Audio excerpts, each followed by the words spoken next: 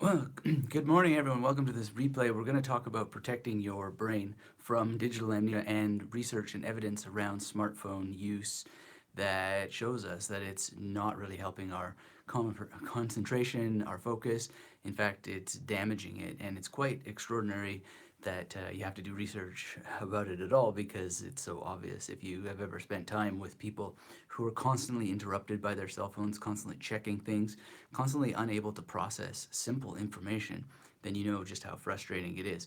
If you're joining us on the live, hit the thumbs up. Let me know you're engaged. If you are new to this channel, get subscribed so that you can be notified when we do future live streams. If you care about memory issues, if you want to improve your memory, if you want to ask questions about improving your memory, these live streams and the replays are available on this channel and really a public service for you if you care about memory training and you want to preserve your memory. And one of the ways we do that is by preserving the memory tradition. So if you're on the live stream, let me know in the chat where you are in the world and what you're doing, what you're thinking, how you're feeling. Let me know in the comments if you're watching the replay as well. And just a little bit of housekeeping as we're waiting for some people to show up. One of the concerns that's going on right now that really I think is a threat to memory and shows just how bad things are getting because of what digital technology is doing to memory, although I don't want to romanticize the past or make any kind of fallacies around that area, but there are new laws and legislations coming in that are governing you because the administrative bodies, the legislative bodies, don't think that you're adult enough to remember what websites you've subscribed to and that you're adult enough to remember different things like whether or not there's some sort of commercial intent behind a particular video channel on YouTube, for example. And it's really strange. Harish is here from India. Thanks for being here, Harish. Thanks for saying hello. If you're just joining us, do let me know where you are in the world and hit the thumbs up. And we're going to talk about brain drain. We're going to talk about the mere presence of having a cell phone in your life harming your concentration, which it most indeed can and does. And it does it to me as much as anybody else, which is why I practice digital fasting, which we'll also talk about here as well. But it just as some update, like the FTC is now requiring that people, disclose if they have any sort of commercial intent. Well, this live stream is hosted by Magnetic Memory Method, and it is definitely a training course that you can invest in if you like. You don't have to if you don't want to. It will help you, but in full disclosure, I'm not even in the United States. But for the FTC, who doesn't think you're adult enough to make decisions on your own, this is definitely sponsored content in some sense or another. Apparently, YouTube even now has a sponsored button, so if you wanted to help contribute to this particular show, you could. But I think the best thing that you can do is go to magneticmemorymethod.com/YTSO, which is YouTube's special offer, and just get training, just invest in yourself because it'll help. So Sandra's here from Northern California. Thanks for saying hello, Sandra. Always good to see you. Pratik's here. I love seeing you here, Pratik. Awesome. Fun after 52. Tom from Texas. Thanks for saying hello. Hamad is here. Nice to see you again, Hamad. It's been a while. And Sandra says, I've had a terrible time staying connected to the last one. Yeah, well, I really like to do these from my balcony, my porch, because I love the sun. I love being outside. I mean, it's Australia, right? So to do it in my studio, which is a bit of a shame because it's inside, right, when the weather's so nice. But nonetheless, just trying to improve gradually. We're going to eventually just do everything from a studio setting. And just so you know, some future plans, I really want to develop this to more regular live streams and being able to meet more with people. And I think it's going to really, really help to be able to have a stronger connection. I don't know why the connection is so bad when I'm on my balcony, but even today, even if it were the best, it's a bit windy, so the sound would be a bit poor. So that's what that's all about. And also one of the things I want to experiment with is recording these live streams and then having them edited for potential play on the on the Magnetic Memory Method podcast. If you're not subscribed to the Magnetic Memory Method podcast on iTunes and the other places, Stitcher, and everybody has their own favorite thing, well then I highly recommend that you do that so that you can be notified. And if you're not interested in podcasts, well, we're talking about the things that destroy our memory through smartphones and so forth today. But there's also the potential for it to help our memory if you use the technology wisely and properly and in ways that serve your memory. And podcasts are a good way of doing that, even if it's not your preferred mode of consumption. And one of the reasons why is because you can practice memory techniques while you're listening. So if someone mentions the name of an author, for example, if you know how to memorize names, then you can memorize the name of every author that's mentioned during a podcast episode and get some brain exercise from that. And you can also, as an act of will, you can just listen to the podcast without checking notifications. You just have a attention span exercise where you're only going to listen to that. Now, one of the things that we're going to talk about today is how that some people, there's a trend now of people actually buying secondary phones that are not online, which is something I've done for a long time, many, many years, to help promote not being addicted essentially to interruptions, not being addicted to checking other tabs, not being addicted to having multiple apps that I go into. Like I see people, there's not a judgment on people, but it's just an observation that people are rapidly flipping through Facebook and then they're going to Instagram and then they're going to this and they're never spending any significant amount of time on any particular topic. Then when they go to read a book and they say they can't concentrate, well, no wonder. You're just training yourself to look at information and switch and flip and never spend any significant time. And the number one thing that you can really understand and learn is that if you want to learn, you have to spend time and you have to extend your concentration and your focus. There are some exceptions to that rule. There is benefit from short blasts of information, um, or short blasts of study, 15-minute blasts and so forth. But at the end of the day, you want to have the experience of uninterrupted, sustained, silent focus and concentration. And the devices just are not training us in that way. And so no one's at fault at it for it, except for the people who are designing it that way. And many of them are, feeling very badly and guilty about it and trying to correct it in some senses. But you can correct it at any time that you want through digital fasting. So what is digital fasting? Well, digital fasting is a means of just leaving the devices at home and spending a day or an hour even away from any interruptions. And it's just so uncommon that people do this, but you can, and it's really, really healthy for your brain. We're going to look at some research about why that is so, and you don't even need the scientific research. Just go and try it for yourself. We've had people in the Magnetic Memory Method Masterclass who said, yeah, that's going to be a bit painful, but they go and do it, and they feel the benefits. And one of the benefits is that you just have a break from being wired, from being connected, from being interruptible, and you don't really even know what benefits lie there until you go and give it a try. And I just think about this in the context of some reading I'm doing. So right now I'm doing a detailed study of On the Shadows of the Ideas by Giordano Bruno. This is, a guy who was burned at the stake in 1600 because he had some deep and elaborate opinions about things. And but he was preserving knowledge. He was trying to help people preserve knowledge long before cell phones. And the distractions that they had there simply because they didn't know two things, ars memorativa and ars combinatoria.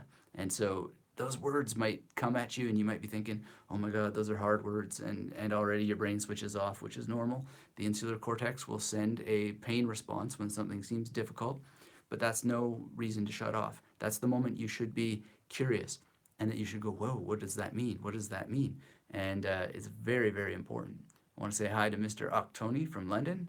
Good to have you here. Thanks for saying hello. Harish asks, is this book about the infinite universe? Well, it certainly mentions that, goes in that direction, but On the Shadows of the Ideas is about a couple of things. First and foremost, it's about how you can use your memory in a particular way, and it's about spatial memory. It's about the use of what I call magnetic imagery. He's not talking about the exact same stuff, but he does have a sort of PAO system, so which is person, action, object, and combining that with space. But he talks about spatial memory in a particular way, and he talks about the PAO in a particular way. And then he's also talking about, or referring to anyway, ars combinatoria, which is this way of just looking at information and running it through a number of paradigms that helps you not only remember it better, but reach better conclusions about arguments that you might be making, you might be having. And it's not exactly lost. It's not exactly that people don't do this anymore, but the structure is not really that well known, and it is something that you want to also just learn and then modify for yourself, because not everything is going to be equally useful. The training is what matters. The exposure to the knowledge is what matters, because the knowledge helps you eliminate ignorance about how your mind works. And then when you are able to use your mind better because you have the knowledge of what you can do just purely on a mental basis, you will learn better and you will learn faster. So this particular book, Harish, is not about infinite universes as such, but it is certainly a way of getting deeper into that topic, because at the end of the day, you are sort of tapping into infinite universes as such when you combine spatial memory with the imaginative tools of the senses. Prabhu's here from India. Thanks for being here, Prabhu. And let me know if you have questions about memory, and anyone who's here if you have questions about memory. But let's get started with some of this research. And I want to thank one of you for sending it to me. I always appreciate opening my email and finding new things to look at. The actual link is down below the screen. I don't know what device you're on, but you can click it and follow along if you want. And there's also a special offer there link if you want to join the Magnetic Memory Method Masterclass. But to go back to what I started with, very, very concerned that the government is enforcing laws that are them protecting your adult mature memory, and that you can't sort of remember where you subscribe to on websites and so forth. So watch out for that. And when you see these kinds of encroachments coming on our personal freedoms and so forth, understand that it's always about your intelligence, and your intelligence is always about your memory. So these issues matter, and your participation in discussing them, whether there's a right or wrong to it, it's not the point. It's the discussion about it, so that we are able to experience constant security of our most precious asset, which is the health of our brain, the health of our memory, because you are what you can remember. And when you're not taking responsibility for your own memory, and legislation is saying to businesses that they have to do this, that, and the other thing to warn you about what it's like to be a subscriber for them, and that you have to click that you agree to terms and conditions, it's very, very strange. So you can look up that. It's called the GDRP and so forth. And now the FTC apparently is getting in on telling you how or telling you that they're going to take care of your memory for you, when actually, don't you think that we're all mature enough to remember that the internet is a commercial place and offers are made on the internet? Like, it's just a little bit disconcerting, because you are the most profound person that I know, because you are you, and you are not only to be rewarded with the basic level of compassion that you're responsible for the things you subscribe to on the internet, or for the links that you follow on the internet. Not only should you just have that as a basic right to be responsible for that, but also you are the only one who can ever at the end of the day. And so when the government steps in as an intermediary and starts telling you, well, you all need to be protected from the evils of the internet, this is absolute insanity. And it's only going to encourage the problems that we're already seeing, which is that people can't focus, they can't concentrate, they're being bombarded by information, and then they're not able to make decisions. And it's already from so many things that are competing to destroy your memory. And so that's what we're talking about today. I want to say hello to Boo Boo the Bear. Good day, Professor. Well, thank you, Boo Boo the Bear, for being here. Really appreciate the opportunity to hang out with you today. Harish says, in the National Geographic series Cosmos, it was told that Bruno was burnt at the stake for professing about infinite universe. That's what. Well, yeah, there's part of it. I mean, it's a complicated story, and there's a lot that you can read. So before we get started, I highly recommend just reading Bruno himself. This is a really great translation. The translator is John Michael Greer, if I recall. It's called On the Shadows of the Ideas, and this is Miskatonic Press, if memory serves. John Michael Greer is, yes, and okay, so this is just a beautiful book, beautiful. And I would suggest reading Bruno himself. Documentaries are great, but they're not a replacement for reading. So let's get started here with brain drain. The mere presence of one's own smartphone reduces available cognitive capacity. So let's just start with the terms here. So the mere presence of one's own smartphone reduces available cognitive capacity. What do they mean by cognitive capacity, and what do they mean by presence? Well, some of the problems that we're seeing is that people have cell phones on them all the time. They're sleeping with their cell phones, with their smartphones, right? And so already this is reducing your cognitive capacity because you have a thing that you can just reach to at any time to answer your questions without actually thinking about what the answer might be, right? And I don't know about you, but I meet with a lot of people and they're just like, well, I'll just look it up, right? And they don't even try to think about what the answer would be. Is this alarming? It's more than alarming. It's downright frightening because they never learned in the first place. They're being coached and trained to actually just look things up when you need information. And, well, those search engines are not nearly as good as a lot of people think they are, quite frankly. And then when we talk about these problems with commercial intent that different companies have, well, the government is asking Google to take care of us when Google has commercial intent. We're getting those search results because they want to show us ads, right? So not only are we being coached and trained to not remember information because we can just look it up, but we're then, being told that when we look stuff up, we're getting the best information when actually the first things that we're seeing are advertisements, right?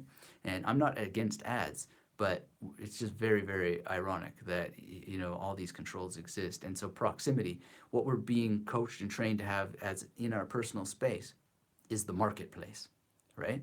The marketplace first, not knowledge first, but the marketplace first. And our quest, our desire, our need for education is being linked to the marketplace. Again, it's not maybe not an either a good or bad sort of thing, but it's just an observation. I could be wrong about it, and I'd love to hear your opinion. And please do, if you're joining us, let me know where in the world you are and what you're thinking about these issues, and if you are experiencing digital amnesia, because I know I certainly am. But to carry on with this, the abstract says our smartphones enable and encourage constant connection to information, entertainment, and each other. They put the world at our fingertips and rarely leave our sides. Although these devices have immense potential to improve welfare, their persistent presence may come at a cognitive cost. In this research, we test the brain drain hypothesis that the mere presence of one's own smartphone may occupy limited capacity cognitive resources, thereby leaving fewer resources available for other tasks and undercutting cognitive performance. Results from two experiments indicate that even when people are successful at maintaining sustained attention, as when avoiding the temptation to check their phones, the mere presence of these devices reduces available cognitive capacity. Moreover, these cognitive costs are highest for those highest in smartphone dependence. We conclude by discussing the practical implications of this smartphone-induced brain drain for consumer decision-making and consumer welfare. So this is really, really interesting that those who are most dependent on smartphones are experiencing it the most, right? And who might those people be? You can think about that. It's could be a wide range. So that may be a little bit of a problem in who we are saying is the most. But in any case, Life on the Path is here. Good to see you, Lewis from Ottawa. Yeah, we did exchange earlier this evening. Thanks for being here. Really great to meet you. And wonderful comments that you posted on that previous live replay. Thank you. And always great to meet new people, especially like yourself, that have a history with memory techniques and have studied them before. Because one of the things, in case you aren't aware of this, is that the magnetic memory method is a place where we all can teach each other. And so I'm as much in the student position as everybody else. And I know some people like to say, hey, professor, and it's true. I certainly have the PhD. But I'm also learning just as much from all of you. The more you participate, the more I learn, which means the more I can teach, and you can teach each other. And so that's one of the remarkable things about these live streams and why I like holding them. Grim Rank is here, Willie from North America. All right, Willie, good to meet you. I always love meeting people named Willie. There's a great guy at the Aboriginal Center here in the Queensland State Library, and his name's Willie too. And why am I making this point? Well, because when you want to remember things, you start to associate, right?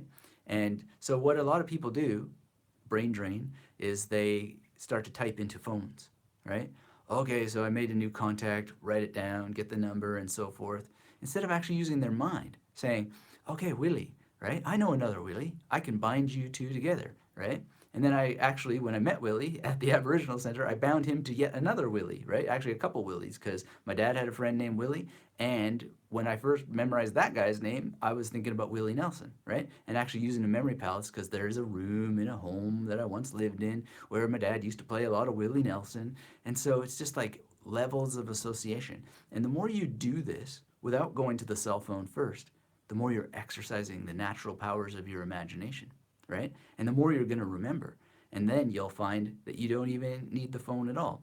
I met a guy, he's a professor, he lives in my building, does animation and so forth. I'll keep his name private, but he teaches animation. And the first thing that I did when he met and he was like, man, he saw my bike, oh, great bike, where do you get the bike and so forth.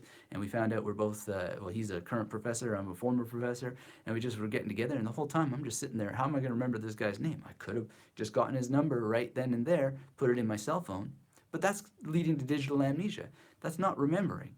Instead, I just thought of another person I know named Charles.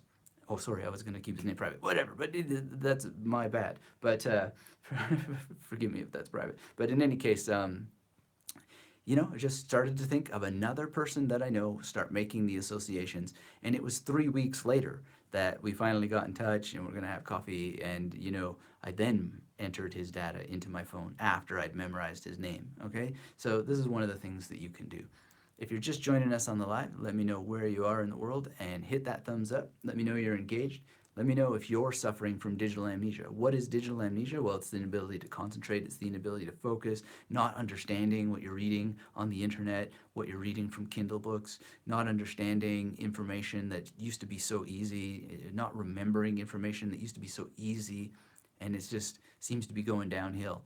And feeling overwhelmed by the abundance of information, not knowing how to deal with it, how to cope, not having decision capabilities. Like you used to be able to just say, okay, I gotta do this and I'm just gonna dive in. And now it's like, oh, but where do I start? And there's so many links to follow, or I can't find a link, like this confusion about what to do on the internet without having a prompt, without being told essentially what to do and how to do it.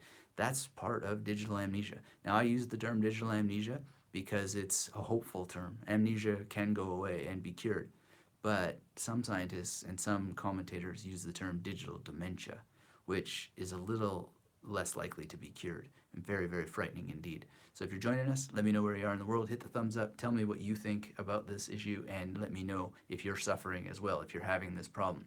I do regular memory training in order to combat it with language learning, memorizing playing cards, memorizing other kinds of cards like numbers on cards. And it's really, really powerful to just spend some time away from the technology every day, remembering stuff. And like I said, with the Willie example, we have a Willie here, just starting to associate with Willie and so forth. Kevin's here. So now the first thing I'm going to do, hi Kevin, by the way, thanks for letting me know that you're here and saying hello from Elkhart, Indiana, USA. Never been there, but wow, I sure would like to go there one day. But I'm going to start to think about Hugh Jackman, and now I'm going to start to think about Kevin Hart so that I can get back this Kevin Jackman name, right?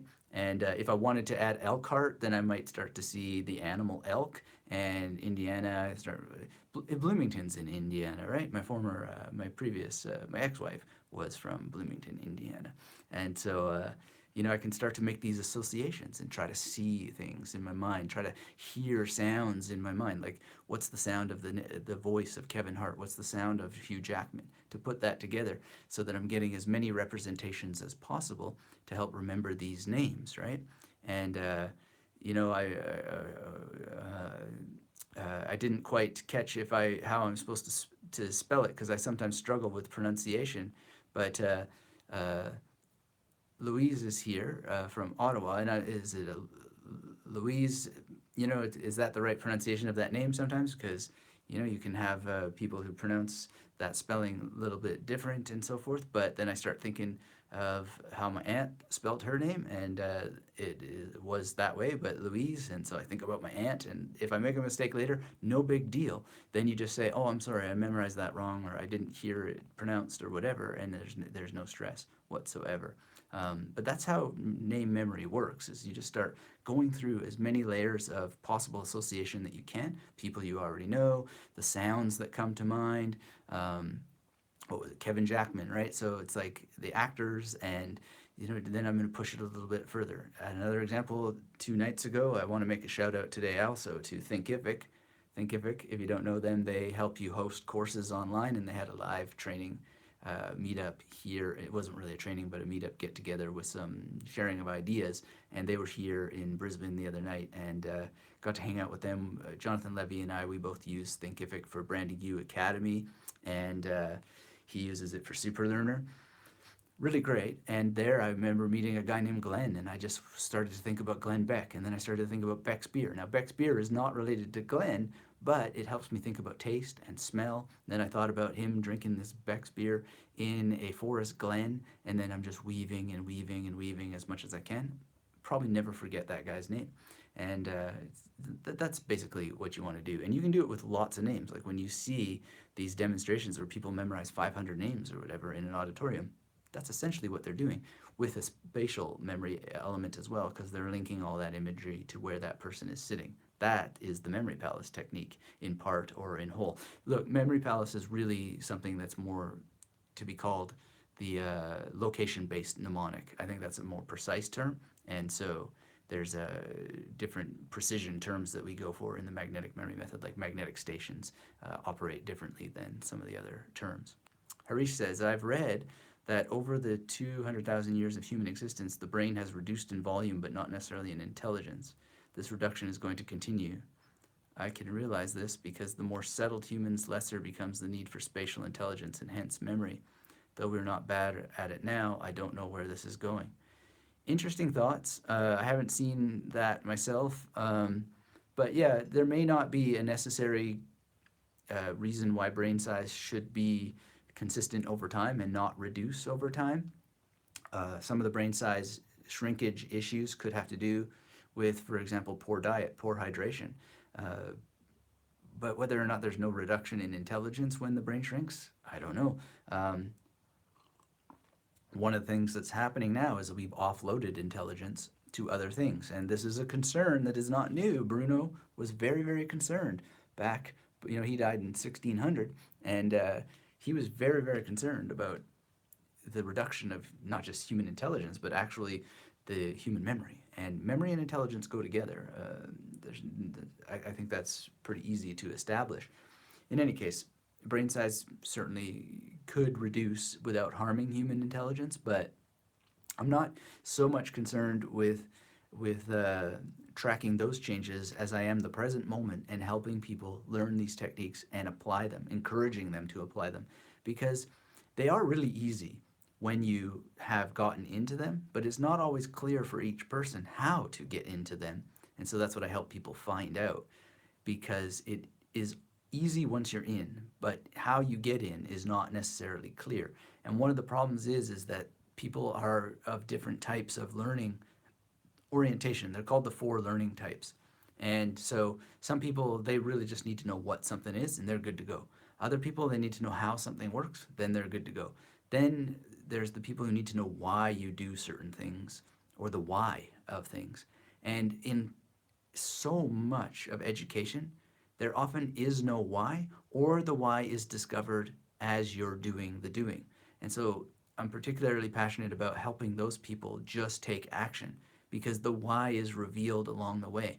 But in many cases with memory techniques, there is no why that is clear to us, because we hardly know anything about memory. We hardly know anything about the brain. We can't even find the self in the brain, We can't find the ego. We can't find the thing that you call I, right? We just can't find it. So it's very complex, and we don't know why we can't find it. But if we can just get past the why question and move to the other things of like, how do we do things, right? Then you're going to find that you'll do great. Now, I don't mean to encourage people to suppress critical thinking, but rather just be aware of when the kinds of questions you're asking or when the struggles and barriers are in your way. Just what can you do to just dive in anyway? Because this isn't a cult. It isn't a drug. You're not going to, get into trouble. It's just using your mind in a much better way. So if you can just, I don't know if suppress is the right word, but just acknowledge the whyness that keeps coming up and dive in anyway. You're creating memory palaces based on your home or your work. And then you're linking it with associations, right? So there's a guy on the chat today, Kevin Jackman. I just am linking that, right, in a certain way. And if I ask, well, why does association work? And why does it have to be a memory palace? And why does the major method link 5 with L? That's just endless barriers to taking action instead of just doing, right? Because doing in the magnetic memory method is the origin of creativity. It's the origin of confidence. It's the origin of consistency. It's the origin of competence with these techniques. So if you can just remember DOC, doing is the origin of control over your progress through memory improvement. Don't think about it too much. Don't overthink it. Understand as a constant progress towards understanding how your memory works and how you can make your memory work better. If you can just get that, then you will constantly be on the road to improvement. DOC, doing is the origin of control over your progress through memory and the origin of creativity, the origin of consistency, the origin of competence with memory techniques, the origin of courage to use them in real life settings, even if you're going to make mistakes, because sometimes we do make mistakes. And the memory champions, most of those competitions are point based. If you read the records and the descriptions of competitors who have competed, they'll tell you, oh man, I didn't think I was going to win because I really did badly. I scored badly in this or that area, but at the last minute, boom, got through this particular situation with cards or whatever. They won based on points, right? And it's because they have the courage to just keep going. And it's because of a lot of other things. But if you find that you're just lost in questions and you're not taking action, think about what learning type you are. So it's the what learner, the how learner, the why learner, and the action steps learner. Some people are just like, just give me the action steps. Well, the action steps are to get some training, right? So, go and get a book, get a video course, whatever it is that you need to do this so that you can experience it, because it's an experiential learning process. And while we're on this live stream, there is a special offer. It's down in the link below. You can go to magneticmemorymethod.com/YTSO, which is an acronym for YouTube special offer. And I'd love to see you in the masterclass. You would also be getting the Mastermind Lifetime Access, which is a special additional training for the really interested people who want to make this a life journey of constant improvement of their memory. And that is available while we're on this call. So let's see here. Abdul from Uganda. Thanks for being here, Abdul. Great to meet with you. And I want to thank Harish again for his great comments and say hello to Diro Tulu from Nigeria. Excellent. Thanks to meet you. If you're just joining us live now, hit the thumbs up. Let me know where you are in the world and what you're doing, what you're thinking, how you're doing. Boo Boo the Bear says, I'm curious, Professor, does the Ebbinghaus forgetting curve still hold if you use tools like the method of Loki, etc.? Great question. Thank you for that question. The forgetting curve holds no matter who you are, where you are, or what you're doing. We will have some sort of de-skilling, let's say, over time with anything. So this is my guitar here, and I've been doing a sort of self-study project of songs I used to know and figuring out what is it about some songs that make them come easier, and what is it about other songs that make it a bit of more of a stretch. And it's de-skilling. It's the forgetting curve in some sense. And just for those who don't know all of this, Herman Ebbinghaus, he was Herman Ebbinghaus. He was a kind of a memory researcher that inspired me very deeply to do my own memory research into my own mind, because he experimented on himself. And there's been lots of, I think his book was called Über das Gedächtnis in German, and it is sometimes just called Memory in English, or On Memory rather. And it's worth reading. It's really, really interesting. But some of the criticisms that they've had, and I even have criticisms of his work, have to do with that he did N=1 experiments, which is experiments on the self. And he would do a lot of stuff with nonsense words as well. And, people have reproduced certain things, and you can dive into all that memory science if you wish, and I hope that you do, because it's very enlightening and it'll help improve your practice.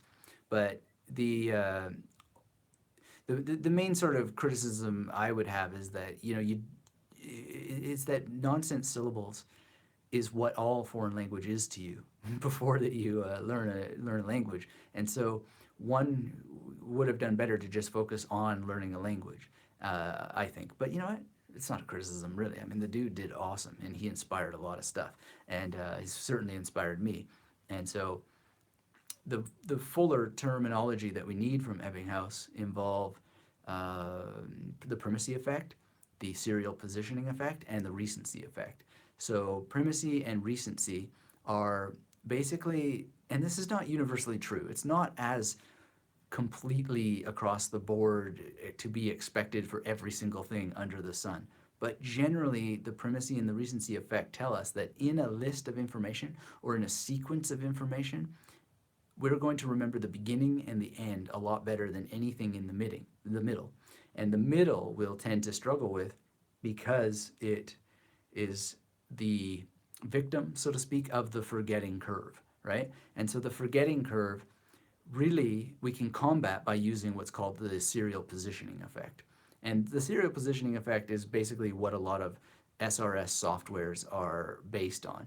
And what that tells us, and there's lots of different ways to word this and so forth, but it tells us that if we re-see or re-experience information at particular intervals, we're going to be able to get that information to long-term memory because it's being experienced again before the forgetting curve starts to eradicate it and eliminate it. And so one of the things that's happening in memory techniques without spaced repetition software is you are taking control of that consistent exposure. And there are different ways to do it. In magnetic memory method, we call it recall rehearsal.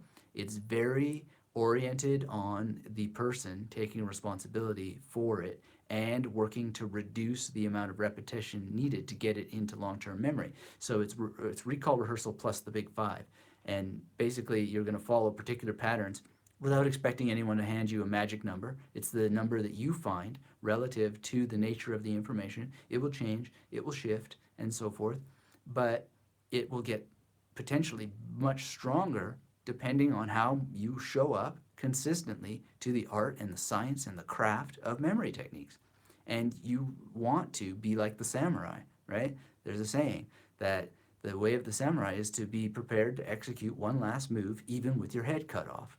And that's what we're going for in the magnetic memory method, is that you know so much about how your memory works that you can see in advance when you need extra repetition.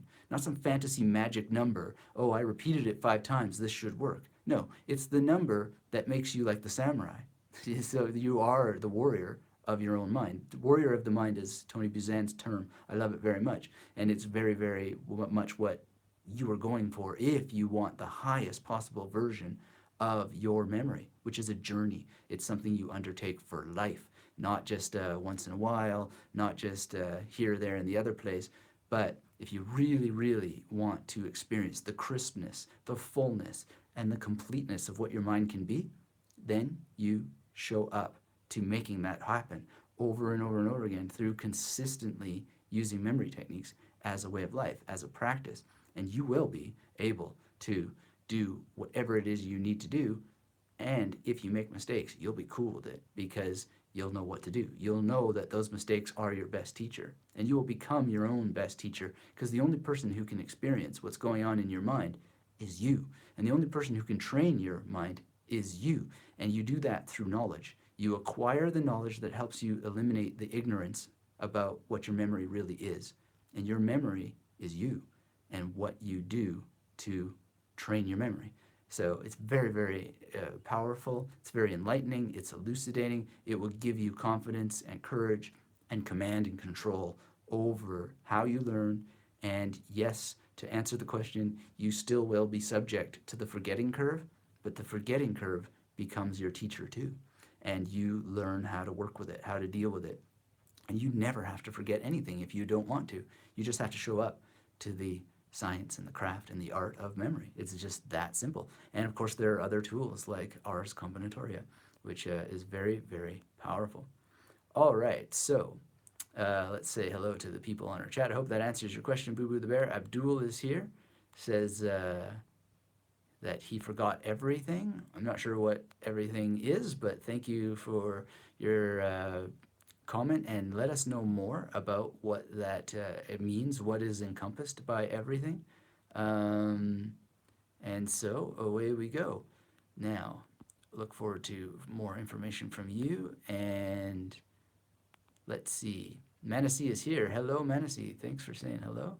Um, we've got Alberto from Mexico. Hello, Alberto. Good to meet you. Grim Rank says, just got the book to Use Your Head from Tony Buzan. Excellent. Good. Cajun's here. What's up, Cajun? Thanks for being here. If you're just joining us, hit the thumbs up. Let me know where you are in the world, what you're doing, what you're thinking. Duro Tilo says, Anthony, please, what do you think about the brain gym exercises and do they improve memory? Let me know more about what these brain gym exercises are and I can maybe help you out there. Boo Boo the Bear says, recall rehearsal. Got it. Thank you. Excellent. Glad it helped. Cajun says, do you still recommend 5 stations a day for memorizing? I'm not sure what you mean by 5 stations, but look, if you can just, depending on who you are and what your goals are, that will help you come up with what you're going to do on a daily or near daily basis. A day off is good once in a while, right? You got to give yourself a little bit of relief, but the question is discipline. Detroit made LSD says hello. Hello. Wow. LSD. Interesting stuff. I imagine it must be extra interesting if it's made in Detroit. I'd be curious what makes it so special. Forgive me, I got a little thing in my throat here. Okay, so let me know if you have more questions. And again, I'm really encouraging people to get on the Shadows of the Ideas and read it. This is a really good translation, and having a lot of fun reading it myself. I'm preparing a course around it, so if you find it too heavy going, heavy duty, don't worry, the course is coming. It's going to be awesome, and I'm just absolutely enjoying it because it's about knowledge, right? It's about knowledge that erases your ignorance, about what your memory is. It's really, really important. And do please keep your questions coming. Harish says, people stored in memory palaces are not easily memorable for me.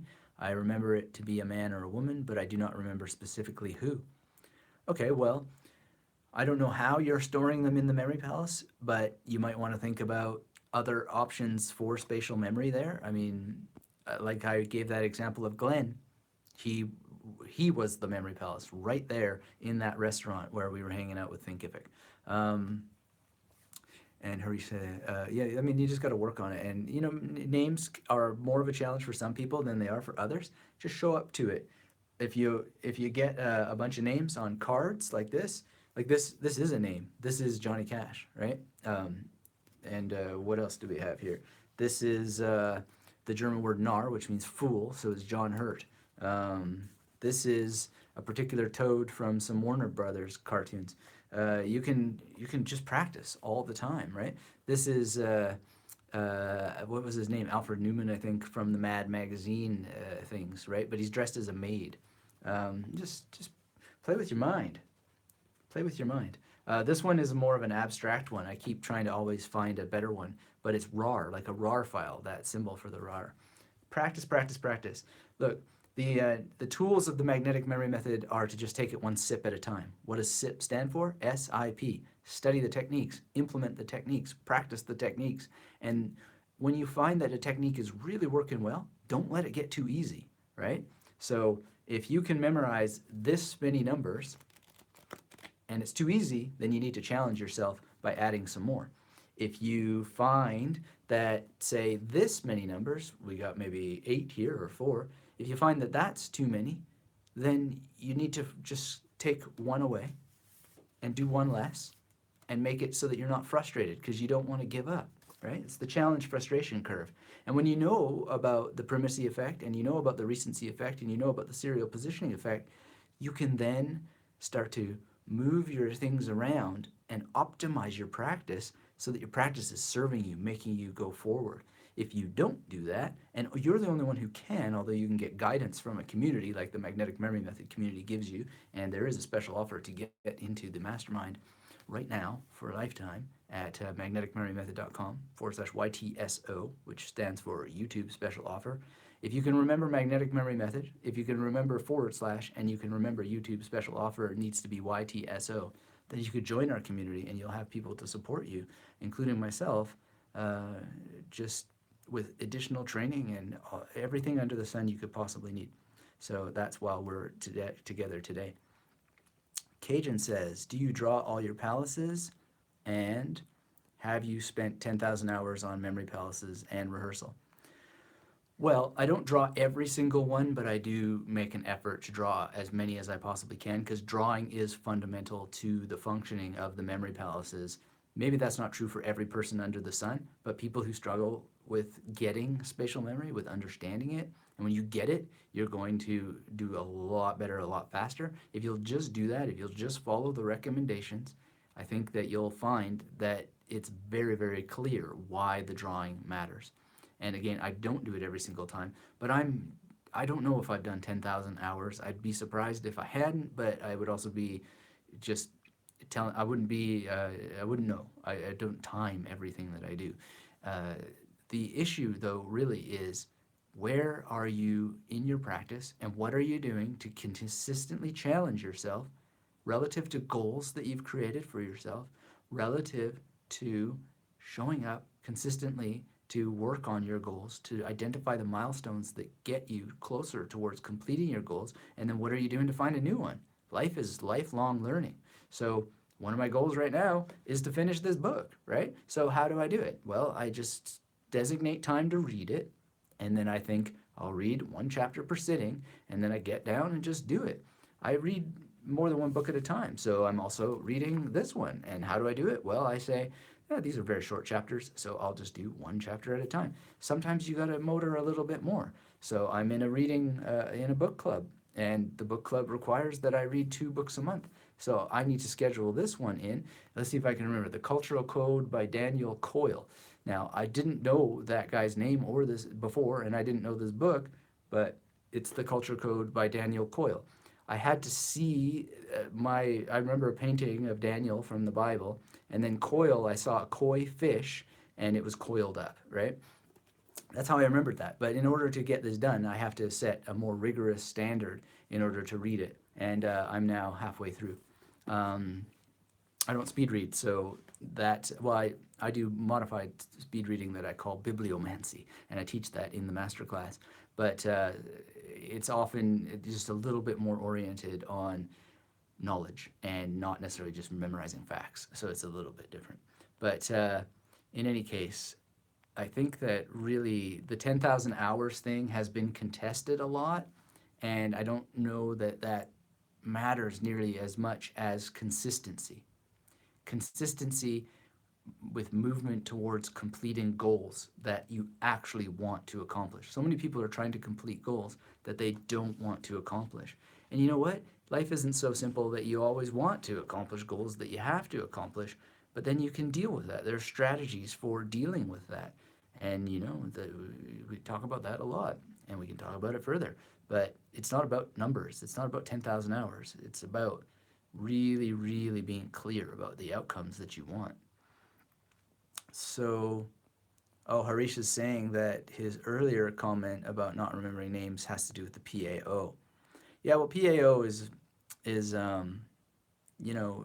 different ways of creating a PAO. I use modified PAO. I'm not orthodox to other people's systems, because the magnetic memory method is not about systems. It's about you understanding the options that you have and knowing the right ones to use at the right times, and being as fully equipped as possible.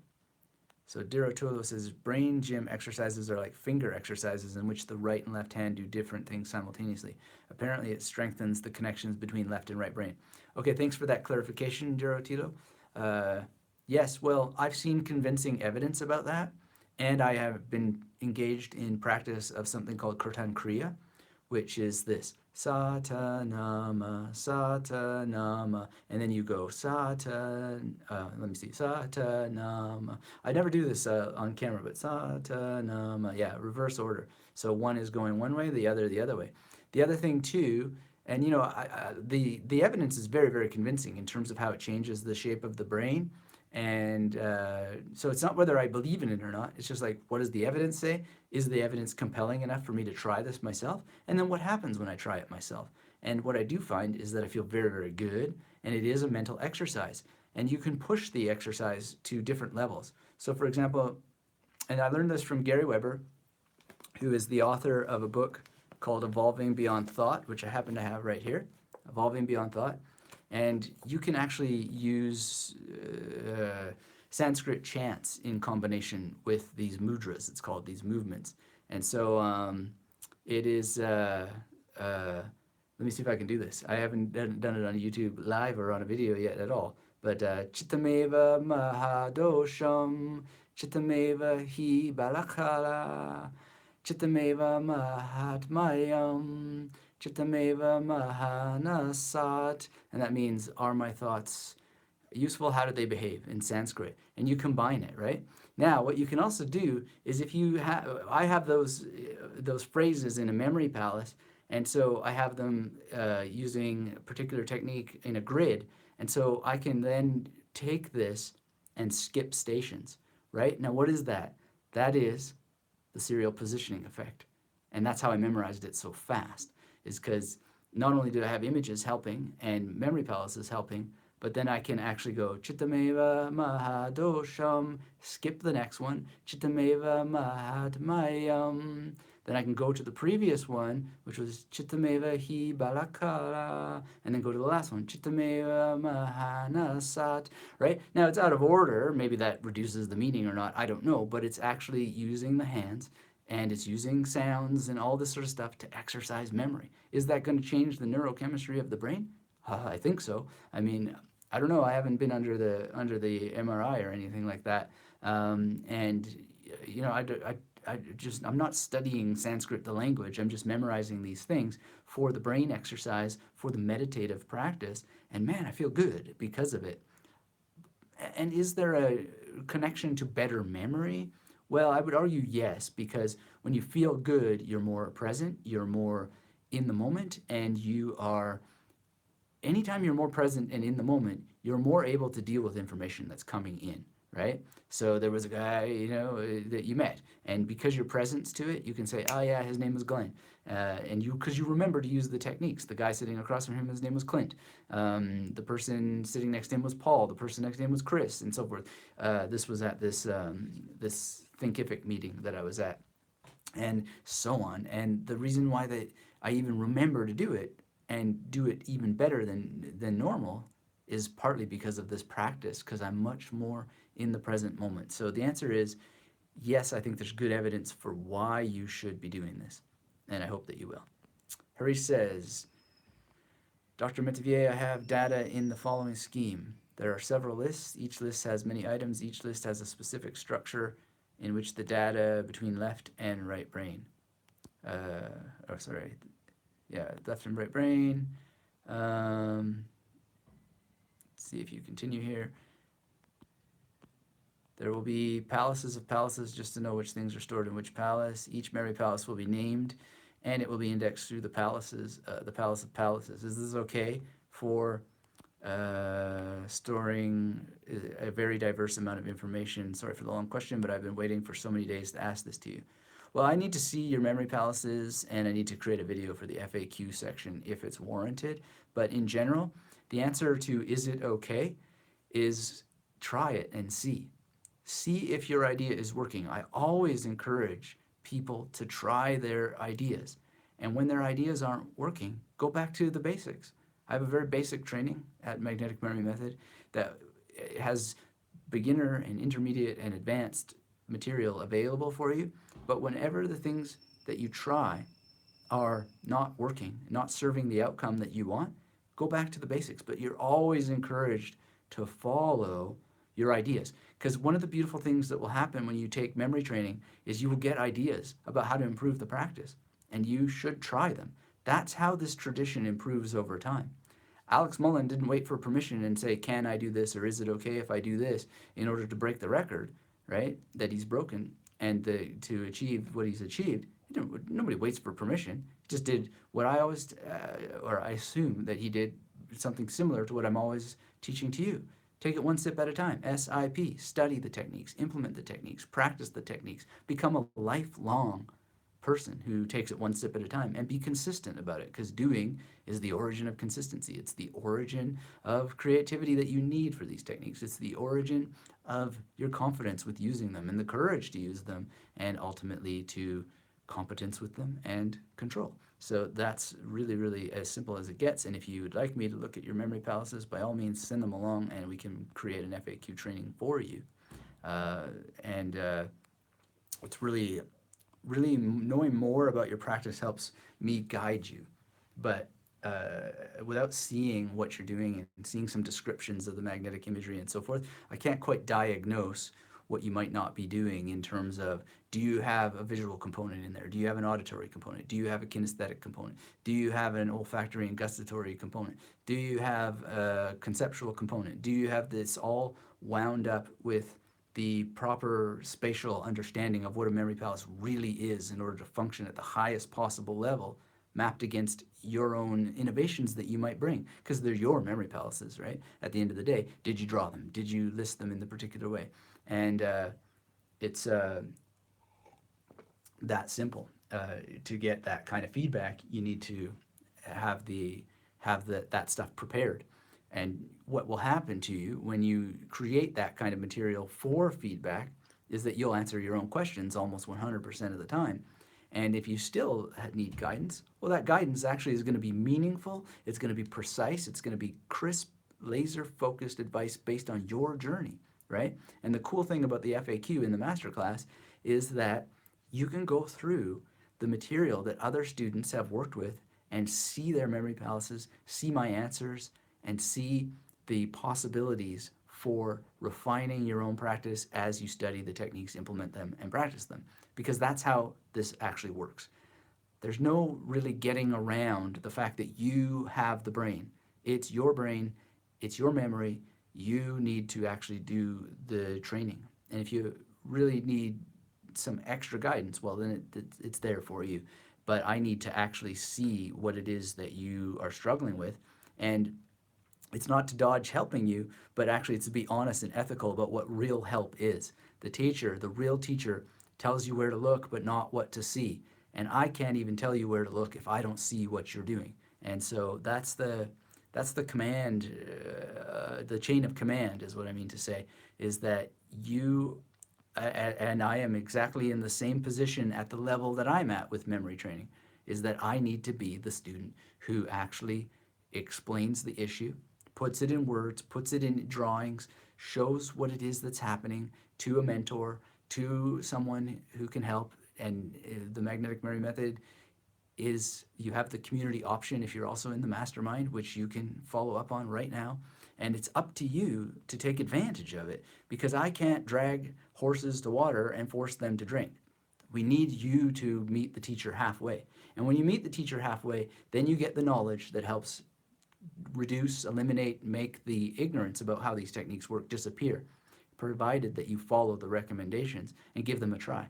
But at the end of the day, through study, implementation, and practice, you will see things that you'll want to try. And my answer is always, go ahead and try them. Please do try them, because that's how we improve the tradition. That's how we get better. And if you wind up becoming a person like me who teaches memory techniques, all the better, because we need more people, because we're having problems with the technology destroying people's brains. And those brains can be preserved and still be able to use the technology like we're using it right now together.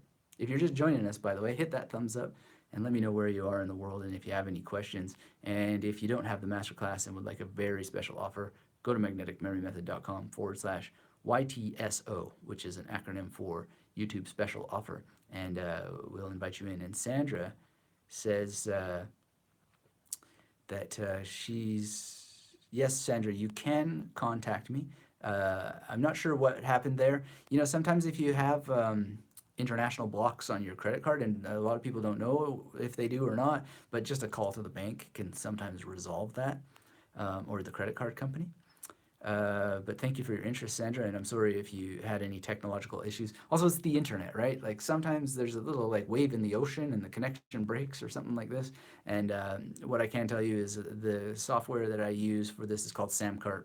It's the best that I know of. It's the highest possible industry standard, but it's the internet, and there's sometimes little glitches. And I apologize for anything like that that would happen. But often, if you just come back an hour later or 15 minutes later, it'll resolve itself. And incidentally, by the way, everybody, we just updated the Magnetic Memory Method site. It looks different. I'm not totally 100% online with all the changes, but we're going to be improving it over time, and I hope you enjoy the experience better. A lot of people tell me they don't even know there's a podcast, so we try to make it clear that there's a podcast for every article that's there. If you're not a reader, you can listen to me narrate, and trying to just make everything better for you guys, because we really want to serve your memory goals and make sure that the message is clear, that we can just give you the knowledge and encourage you to apply the knowledge. And just, it's very like a martial art. You can't just go and watch the other students do stuff. You have to do the things yourself. The push-ups grow your muscles if you're the one doing the push-ups, basically. Dirotilo says, thanks a lot, Anthony. Appreciate it. Thank you for being here so much. And Harish says, right, I will go ahead. Excellent. Masha says, admirable content. Thank you, Masha. Thank you for being here. And if you're just joining us and you haven't said hello yet, please do, and hit the thumbs up. Let me know you're engaged. And Harish says, do I send the FAQ by email? I do take utmost care to encode using Cogcave. Does everybody here know Cogcave? If not, let's talk about it. Well, I have been already. I just didn't point it out. But yeah, I mean, basically, if you want an FAQ video, just let me know that you're in the masterclass and use the email that you're registered with, and I'll look at your images and make a video for you. That will be in the FAQ section of the masterclass. And if you're in the masterclass and you haven't gone through the FAQ section, I highly recommend that you do, even if you just watch a couple of the videos, just to see what's possible for you, what's coming when you get some traction with these skills. You can do anything that you want. I mean, anything you want is always constrained by possibility, right? So we're not saying that you can fly to the moon or anything like that. But if you wanted to join NASA and you have a fighting chance for it, and you just need to memorize, I don't know, whatever physics commands and all that sort of, or equations and whatnot, or you want to work for the military and be in control of the missiles, then you got to memorize hundreds of pages of codes. Well, you can do anything that you want that relates to memory, and we can help you. And we can help reduce all of the suffering and struggle and pain and frustration and lack of confidence that comes from not being able to use your memory correctly. Because you can use your memory correctly if you're willing to just learn a few things and think a little bit differently about the nature of your brain. Well, My Silly Channel's here. Thank you so much for being here. I really appreciate your comments on some previous videos, and My Silly Channel has some cool videos about drawing that I noticed in particular. So check that out. Thanks for being here again. You asked, do you have any tips for processing your mind faster? I tend to understand and remember only after second or third attempt of reading a text or listening to someone. That makes my test exams tough. Yeah, that can be tough. It depends on what the information is. I mean, one of the things that's really important is to have different strategies for different kinds of information and to know more about your processing style. So I need to speak more intelligently about it. I need to know more about what exactly it is that you're dealing with. But there's a podcast on and a blog post on note-taking, so that I think would serve you really well. It's at magneticmerrymethod.com/note-taking. And so one of the things that the mistakes that a lot of people do when they go to lectures is they try to capture all the information in notes. When you're trying to capture all the information in notes, you're probably not paying attention to the information. And if you're not paying attention to the information, then you're losing so much, right? Now, there are options. Many lectures nowadays are recorded, and you can watch the replay. So why not let that take the burden off trying to get it all in that moment, and then actually just use memory techniques on the fly, maybe doodle. I used to doodle so much and just encode what I was hearing in those moments and not worry about whether I got it all because I was recording it. I would just go and put a recording on the recorder. This is back when you had cassettes, and I would just put it right on the desk. I would say, could I record this? And they'd say, yeah, no problem. And then after, I would review it. And back then, I didn't have the benefit that some of us have now, like through iPhones and whatnot, where you can two times things and it's a little bit higher pitched, but it's not like Mickey Mouse. But back then, I had to listen to it Mickey Mouse, and then like rewind and slow down when it was a really important point and write out whatever it was. And I don't have to rehearse my entire story, but I was super depressed in grad school. I couldn't concentrate, I couldn't focus, and it was only through trying to evade the problem that I found memory techniques, because I was trying to be a street magician as my backup plan, because it didn't look like I was going to get my PhD because I was suffering so much, and it was really, really, really difficult and annoying that I had this problem. But when I did learn how to memorize a deck of cards, I instantly saw that if I could just put that information from the books on cards, I could memorize it exactly the same way, right? And so, wow, that made everything different. Didn't make the depression go away, but it gave me so much confidence and courage that I could still learn and remember. And so that's what I did. Is it an extra step? Oh, yes. But what a rewarding step, and what an amazing step, and what an encouraging step if you could just get yourself how to do it. And so if I can encourage you to do it, I can tell you the world opens up for you. Because if I didn't finish my degree, I would have walked around for the rest of my life thinking I was a failure. And I know people who didn't finish their PhD. In Canada, only 13%, now this is old data, so I don't know where it is now, but only 13% of people who enter a PhD program ever finish. And so that means that not only do I know personally people who haven't finished, but there's just massive amounts of them, right? And some of them are just really not in a good place because of it. And I knew that if I quit, it would never, ever, ever leave me. And that is so discouraging. It doesn't have to be PhD level. Anything you start that you quit, unless there's some really good and compelling reasons, and sometimes there are, it will haunt you and plague you for the rest of your life. You always want to have, oh, well, that didn't work, as opposed to, man, I wish I would have just persisted. So in my case, I'm not teaching as a professor anymore, but I have the dignity of having gotten the PhD and a research grant after that that enabled me to teach film studies for a number of years, and it enabled me to complete a major research project. And I can say, even though I didn't get a full tenure track professor position after that, I can at least say, oh, well, that didn't work out. I made my own university at magneticmemorymethod.com, and it's all about my passion, which is memory techniques and knowledge and learning and becoming a master of your mind, which is what I was doing before anyway, right? Through film studies.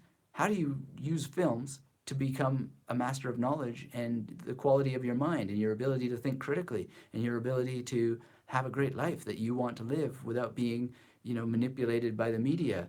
That's what I was doing, and this is exactly what I do here. I just created my own thing, and I'm happy to be able to say, oh, well, my university career didn't work out, but at least I finished that PhD, and at least I had the experience of lecturing, which, I'm not the perfect lecturer under the sun, but I have the experience of talking to people about difficult concepts sometimes, and sometimes easy ones that sound more difficult than they are, and just helping them out. And so I'm very, very grateful for that opportunity. Really, really hope that you can just follow some of these things from my journey, because I had it real tough with the depression stuff. And I knew that if I didn't persist, then I was going to have an albatross hanging around my neck. I don't know if people know the albatross metaphor anymore, but it's from the Rime of the Ancient Mariner by Samuel Taylor Coleridge.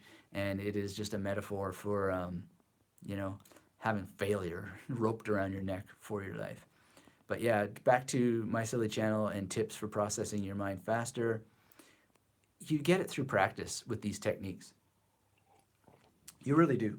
And it comes from the art of memory and the art of combination. And that's what Bruno is so good for, introducing you to. Of course, you want to go further. And I do really highly recommend John Michael Greer's translation of On the Shadows of the Ideas. And it has some resources that I still need to follow up on for more about the art of combination. But I've already been teaching and doing the art of combination. But as you'll notice, we're always trying to improve everything, making more materials for people to make things more clear. And there is a course coming up on Bruno that will be supplemented with some of that follow-up reading.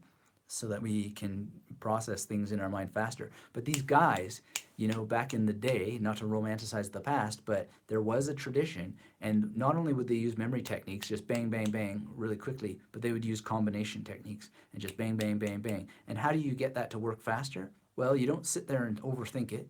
You just learn the techniques and then you start to practice them. Study, implement, practice. SIP. Take it one sip at a time. Study, implement, and practice. So My Silly Channel says thank you very much for the response. Thank you for being here. I really appreciate it. If you're joining us and you haven't said hello yet, hit the thumbs up. Let me know where you are in the world. And if you have questions, please post them. If you have comments, please post them. And all of this relates to our governing theme today, that smartphones are indeed attacking, reducing our ability to concentrate and focus. There's no doubt about it. The research is very, very clear. Your personal experience probably makes it clear as well. And I'll just be open and honest. I struggle with it too. That's why I started digital fasting. What is digital fasting? It's leaving the devices at home. And one of the things I do is I go on maybe I'm a little bit influenced from being in Australia and I go on a walkabout, but actually I used to do it in Berlin a lot too. And I didn't call it digital fasting at the time. What I just called it was road work. And so I would just go out with a notebook and I would go and do my writing. I wrote a lot of blog posts that way, or I outlined them a lot that way, and just enjoyed being untethered to machines.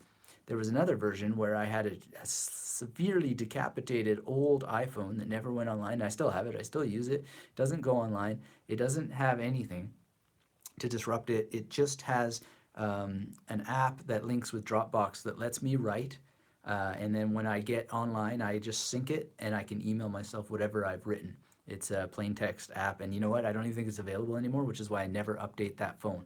I dislike when you update a phone and then all of a sudden whatever you had on there just doesn't work anymore. So to preserve this old iPhone from way back in the day, I'm never updating it because it works just fine and it is protected from change because I want it to work as long as it possibly can. And I'm sure one day it's going to die and I'm going to be sad about it. But in any case, that's one of the strategies to protect your brain is to have devices that do not have interruptions on them so you get the best of both worlds. All right, so Kevin Jackman is here and says, is there a method to use your systems for maps and navigation, specifically driving in new places based on studying a map of the area? Yes, absolutely. There isn't yet an FAQ section video for that, but certainly that can come in the future if a Magnetic Memory Method Masterclass student requests it. Generally, you would do exactly what you would imagine you would do. You would figure out the names of the streets in the order that you need to navigate them, and you would create a mnemonic image, a magnetic image that enables you to tell yourself left, right, or south, east, west, or whatever turn. You got to figure out your own sort of way that you're going to go about it, and I could put together a formal training about it. Generally, when I do this, I just memorize the street names with a general orientation of where I'm going to go, and I don't force myself to follow a path. But I don't drive. I mean, I have a driver's license, but I haven't driven for years, and that's partly a conscious decision not to contribute to noise pollution and air pollution and just general aggression on the streets pollution. So I'll take my bike or I walk, and I love walking. And so in that case, the specific route is not at all important. What's important is just generally knowing the destination, and you can see, and this is very good for your mapping, cognitive mapping skills, is you can generally see that, oh, if I go this way, I'll still wind up over there, right? So that's why I don't need usually any sort of particular direction. If I do take a map with me on Google Maps or on the iPhone map, whoever's running that information, what I'll tend to do is just try to see that general direction and memorize what the next intersection is so that I'm not constantly looking at it. So that's another strategy. But generally, you would need to dive in and figure this out and have a signature for left, right, or east, south, west. I mean, Never Eat Soggy Wieners already has its own sort of thing, right? So I'm just doing this off the top of my head, but imagine you're a fan of the band Nevermore. So now Nevermore, you always see Warrell Dane, the singer of Nevermore, for North. He's your signature. Eating, well, you could see Weird Al doing his Eat It shtick on the Michael Jackson Beat It song. South, for me, I would think of like South of Heaven from Slayer, or maybe just the band Slayer. So and then we have West, well, Wicked Witch of the West. So now you've just instantly got image signatures for everything. And then if a street name is named Kevin Jackman, for example, Kevin Jackman Way, right? And I have to turn east on there. Well, then now you're going to be fighting with Michael Jackson, or better said, Weird Al dressed up like Michael Jackson in Eat It. Does that make sense? That's exactly the way that I would get started with that. I haven't formalized any training around it, but that would be the basics of getting started. And I think you'll find that it works really, really well. And the more time you practiced it, the more you would get out of it, and the better you would get, and the more discoveries you would make about what you could do and how you could do it. Okay, well, thank you. I hope that answer helps you, and I really appreciate wanting to not be so reliant on Google Maps. That's a very admirable goal, and the more that you can practice this, the better things will be for you. Let's see. Cajun asks, does magnetic memory method help against depression? Well, here's the thing. I'm not a medical doctor. I can't give medical advice. I can only tell you what helped for me. And as I mentioned previously on today's call, it didn't cure my depression. And I stayed on medicine for many, many years after that. I felt better with my memory. And so I was on lithium at the time, along with Wellbutrin and some other antipsychotics that were tried at the time. And it's not entirely clear what all the problems were. The diagnosis was bipolar disorder, and now I feel that it had a lot more to do with food sensitivities than anything else. But the solution was not memory techniques in and of themselves, but they were a great path forward to being able to deal with the brain fog that came. And then because I was dealing with the brain fog that came as a result of the medication, I was literally drooling out of one side of my mouth, then I was able to think differently about potential things that I could do. So I was getting into meditation, I was getting into self-hypnosis, and there was a gradual process towards demedicating, and soon I was off the antidepressants and off this Wellbutrin and only on lithium again. That in and of itself was helpful for memory, but it was also helpful for general well-being. Then some years after that, I was living in New York, in Manhattan, and with the help of a doctor, I got off of lithium and went to Lamictal. And there's a long reason why I wanted to do that. And Lamictal was another sort of thing, but I was on Lamictal for probably about 10 years before I decided to stop doing that. But before I stopped doing that, I worked really, really hard on my diet, figuring out my diet. And I went through a process of elimination diet with the help of medical professionals who did particular blood tests to help figure out the food sensitivities. And then the elimination diet was followed by a rotation diet. And that rotation diet was very specific and detailed. I lost so much weight. I don't know if you've ever seen a fat picture of me, but man, I did not look good. And, I still have food sensitivities, and I went through a lot of chronic pain, which normally you think would destroy your concentration and your focus and make you more depressed. But because I was able to deal with it and I had memory techniques, those things never really got in the way of my learning goals. In fact, they just propelled me more towards solving these problems through memory. So when you can remember what you're supposed to eat and not eat, because you have memory techniques, then you're much more motivated to actually follow through, and you have the consistency and the discipline, which helps you not be depressed. And I just have gone through so much exploration, the Wim Hof method, and now I'm doing Advaita Vedanta studies, and I don't go in for every single thing under the sun that they teach, but there's some very, very useful things. And being able to memorize what they're saying and understand it at the level of rolling it around in your mind, like a fine wine. Not that I drink anymore. I totally removed alcohol from my life because alcohol was part of creating depression. So, I use that metaphor, though, of being able to roll information around in your mind like a fine wine. You just can't simply understand information nearly as well unless you've memorized it. Memorization is a path to better understanding, provided that you actually use what you've memorized to cultivate better understanding. So yes, you can rote learn things like a parrot and a monkey that you don't understand. This goes back to the Ebbinghaus question earlier with nonsense syllables. You can memorize all kinds of nonsense. Oomph baba tetse oomph, ooey, rakata razikate, ooey bop, right? Like, what the heck is that? Well, something that is in memory, right? But it has no meaning, and so there's nothing to understand. So memorization does not necessarily mean understanding. However, if it's Sanskrit and the actual words do have meaning, right, then you can actually contemplate what it means. And that can help your meditation, which can help you deal with the experience of depression. So, in a roundabout way, without any medical advice whatsoever, goes to your doctor and so forth, I will say that in my personal journey, memory techniques are 100% linked to well-being and getting over depression. Didn't happen overnight. And yes, there are some blue days and some days where certain things take over and I'm a little bit more aggressive, let's say, than other days because of the manic element that may still be there. But I think very differently about it. And if I just eat properly, sleep properly, and do my regular memory training and do my writing and all the things that I talk about in a program I have called Self-Improvement Supercharger, maybe a bit of a grandiose title, but that's what I called it at the time, and it is about supercharging your self-improvement. Well, memory techniques are a huge part of that, as is daily journaling, as is doing a lot of things related to meditation. Meditation of a particular kind. Meditation that helps you use your mind, but also helps you get out of your mind. It's very, very important. Daniel's here. Greetings from Brazil. Well, Daniel, thanks for being here. Thanks for saying hello. Gustavo's here from Argentina. Excellent. Thank you for saying hello. Okay, Luis says, just bought De Umbris Iderum on the Shadows of the Ideas on Amazon, translated by Scott Gosnell. Well, you're in for a treat because there's an interview with Scott Gosnell on the Magnetic Memory Method podcast. It's magneticmemorymethod.com/Bruno. So Scott gave one of the best interviews that we have on the show. I hope you'll be able to check it out to supplement that.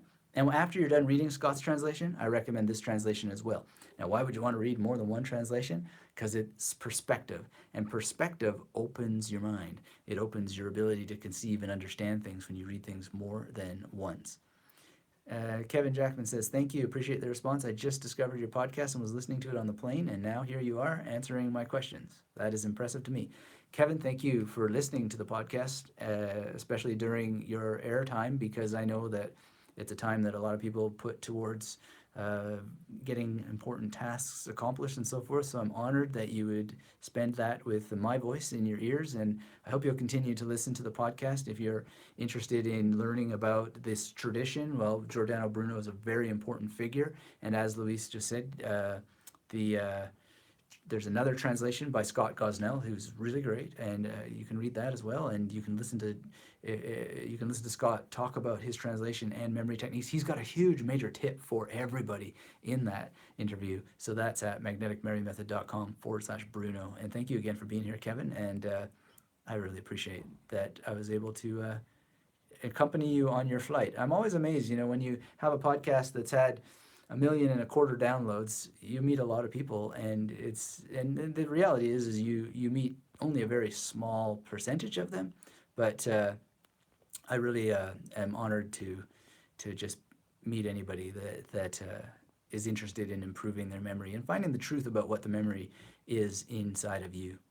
So Louise has a nice response to Kevin. Says, I find a Google Street preview of signposts along the road really helps, especially in the destination area. Yeah, like priming yourself before you go, that's always good. Anything you can do to prepare, but then don't just look at it and engage with it. Figure out how it's going to work for you. And some of the things that you can do when you're just starting with memory techniques and you don't feel like you're bulletproof yet is memorize and then write out what it is you memorized, and that'll reassert it for you. Cajun checked out the site. Thank you for having a look, and you say it looks much cleaner and better, and it's faster. I'm glad to hear. Thanks for looking, and if you have any feedback and comments, we're working intensively on it now, and I really want to keep improving the site because, one of the things about Magnetic Memory Method is that there's very few posts on the site, very few podcasts that aren't evergreen. It's eternally true knowledge that you can use to banish any ignorance you have around the knowledge of Berlin. Sorry, not Berlin. I'm just looking at Sandra's comment here. The knowledge of forgetfulness. That's a malapropism, I think they call that, when you say one word in place of another one. I'm not sure if that if I remembered that term exactly correctly, but it's related to a malapropism, which is not exactly a spoonerism. But in any case, there's some kind of slip there. It's not the ugly sister effect. But yeah, I just want to keep on improving that site and making it reach more and more people, because it's such an important topic, and there's so many memory trainers to learn from, and I try to interview them all. The only people who have ever said no to an interview, my view is that they're saying no because they don't understand the internet. The internet is about helping us connect, and they think that by talking with me, they're talking with a competitor. And actually, this is not the way it works. We work together to help promote a tradition that's more important than any single one of us. What's important is that you become the best possible person you can be, and one of the best ways you can do it is by having a stellar, crystal clear, razor sharp, lightning fast memory. And the guys who try to have all the students just for themselves and never mention other trainers, never mention any other books or so forth, those guys, I'd be very suspicious of them, because the real teachers, as John Rachenbauer said recently, the real teachers will tell you where to look. They just won't necessarily tell you what to see. In fact, they shouldn't tell you what to see, because you are the student. You need to assess the information for yourself. And if it's information worth having, then you're much better off if you have the freedom to come to your own conclusions. And then when you need help, you come to your teacher with a full account of what you've done on your own first, and then you show and provide evidence of what you've done so that they can help you in an educated manner, because they need to be able, you need to tell them where to look, but not what to see about what it is that you've done, so that they can help you open your perspectives. So Sandra is saying, I really want to take your course, please. Please email me if you're having any difficulties, and I'll get back to you as soon as I can. We'll figure out a way. But that normally, if there's any issue with that, it's usually something with the credit card and a block on the end of the credit card. And I don't know what it could possibly be, but we'll get it figured out for you, okay? So please do email. And if any of you want to test and see if it's working for you, then while we're on this chat, you can go to magneticmemory.com/YTSO, which stands for YouTube Special Offer, and you can check out the offer that we have here for a very special portal into the Magnetic Memory Method Masterclass. Sorry about that. Someone closes their door very aggressively in our neighborhood here. Yeah, that's the way the world is sometimes. So Cajun says, thanks, Anthony. Harish says, your channel deserves at least 1 million subs. Well, thank you for saying that, Harish. I don't know exactly how to make that happen, but I know that you can be involved by sharing these videos, being engaged, liking them, and anything that you can do to help spread the word will help reach that goal of 1 million subscribers. And I don't see why not, but that's one of the things that I was talking about earlier today, is that there's so many changes with YouTube and Google, and now with the regulations coming in from both the FTC and from Europe. Governments don't trust us to be adults that can remember our own subscriptions, right? And some people are saying, we used to get notified of these lives, but we don't get notified anymore. And it's because YouTube decided, well, we can't trust people to manage their own subscriptions, so we have to manage them for them. And they're being pressured to do so also by legislation. One of the reasons why is because Facebook made a huge no-no with some of the things that they were doing and so forth. So, I don't want to be too critical of it, because I love what ultimately is happening. There's a bigger, higher purpose going on, but then there's a thing where people are not being trusted to make their own decisions and their memory of their own notifications that they've subscribed to, which is ultimately their responsibility. And I don't think that treating people like children is the answer by regulating it on their behalf. So I would like this channel to have 1 million subs also. But I know that some people out there who have millions of subs, they don't have millions of subs. What they have is a vanity metric, as it's called, and it's just a number, and a lot of that has been purchased. And I don't purchase links, I don't purchase likes, I don't purchase anything fake. So if it looks like a small number, it really isn't actually. But even that number, what does it matter when it's you that we're concerned with? We're concerned with you taking action to improve your memory so you have a better life. That's what matters. And so if you're here, I congratulate you for being here, and I'm thankful and honored that you're here. And if you want our group to grow, well, that's also admirable and great. And the best way to do it is to share these videos that I make with people, to always be engaged with them. Hit the like button, hit the the description box, and start to ask questions, and just really, really be involved at that level, because you're telling the robots that you're engaged and that this is important, that this topic is important. And then the robots respond in particular ways. And so, I know I don't make it, all my videos are 100% for everybody, and they don't have to be, and that's not the point. But if you're just watching and then you ditch the video after 30 seconds, that's not really helping the channel. So it's almost better not to watch it all in some sense, because if you're gonna put it on, then just watch it. And I know that attention span is difficult. I know that it is, and it's especially difficult when you've got information that, right or wrong, actually requires focused attention. And it's not right to play the game of 50 edits in 20 seconds just to hold your attention, because that's not helping. That's eroding our ability to concentrate. We need to sit down around the campfire and listen to the speaker, and whoever the speaker is, right? And pay attention. Practice paying attention. That's how you extend your attention span. It's how you cure this problem of being twitchy and not being able to focus and so forth. You do it by attending to information in a way that enables you to have the focus that's needed for real knowledge. And I just am really devoted myself as a student to finding information that is still to the standard of, let's have a real discussion over time, with as minimal interruptions in the editing as possible, that we don't rely on sound effects in the background to somehow hook us to keep on paying attention, because that's not attention paid at all. That's attention subverted through continual interruption. So what do I like? Well, I like what Sam Harris was doing with the Waking Up podcast, these long recorded interviews on stage in live audiences. And apparently he's not going to do that anymore, but he still has really long conversations with people. We're talking like 3 hours, right?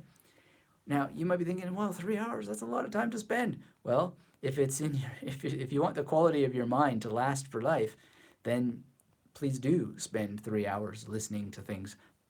Maybe you don't listen to the Waking Up podcast, but you find something that you're able to attend to for a longer period of time, and you keep attending to it, whatever that may be. So long form content is really, really important. And you just got to find what you resonate with. But again, keep in mind that it's all about things not being too easy. Because if you're not challenged, you're not learning. If you're not stretching, you're not growing. And if you're frustrated and you're giving up, that's not good either. So you need to know your challenge frustration curve. Make sure you're consistently challenged, but not frustrated and giving up. It's just a general principle in all learning. It's a principle at the gym as well, which I always have to monitor, because I used to have a personal trainer at the gym. Now I just do my own thing. And so I have to be my own personal trainer and make sure that I'm pushing, but not to the point of frustration or injury, right? I don't think you can injure yourself with memory training, but in any case, you can frustrate yourself and wind up giving up, which is no good. Masha says, I'm practicing every day. I want a memory palace like Sherlock. I know it's not the best reason. Yeah, well, not to be critical, but Sherlock's not a real person, so there is no memory palace like Sherlock. Focus on the real people who really exist and who use real memory palaces, and that way you won't be disappointed or frustrated. Because you want to talk about the frustration curve. Well, as much as I think Sherlock is great fiction, it's really bad for the message that it's sending to a lot of people who then think, oh, well, I want a memory palace like that. It's not real. It's a story, right? Actually, your real memory is much, much more powerful than that. And please, please, please be cautious with trying to emulate fiction. It'd be like me saying, well, I want to cast spiderwebs like Spider-Man.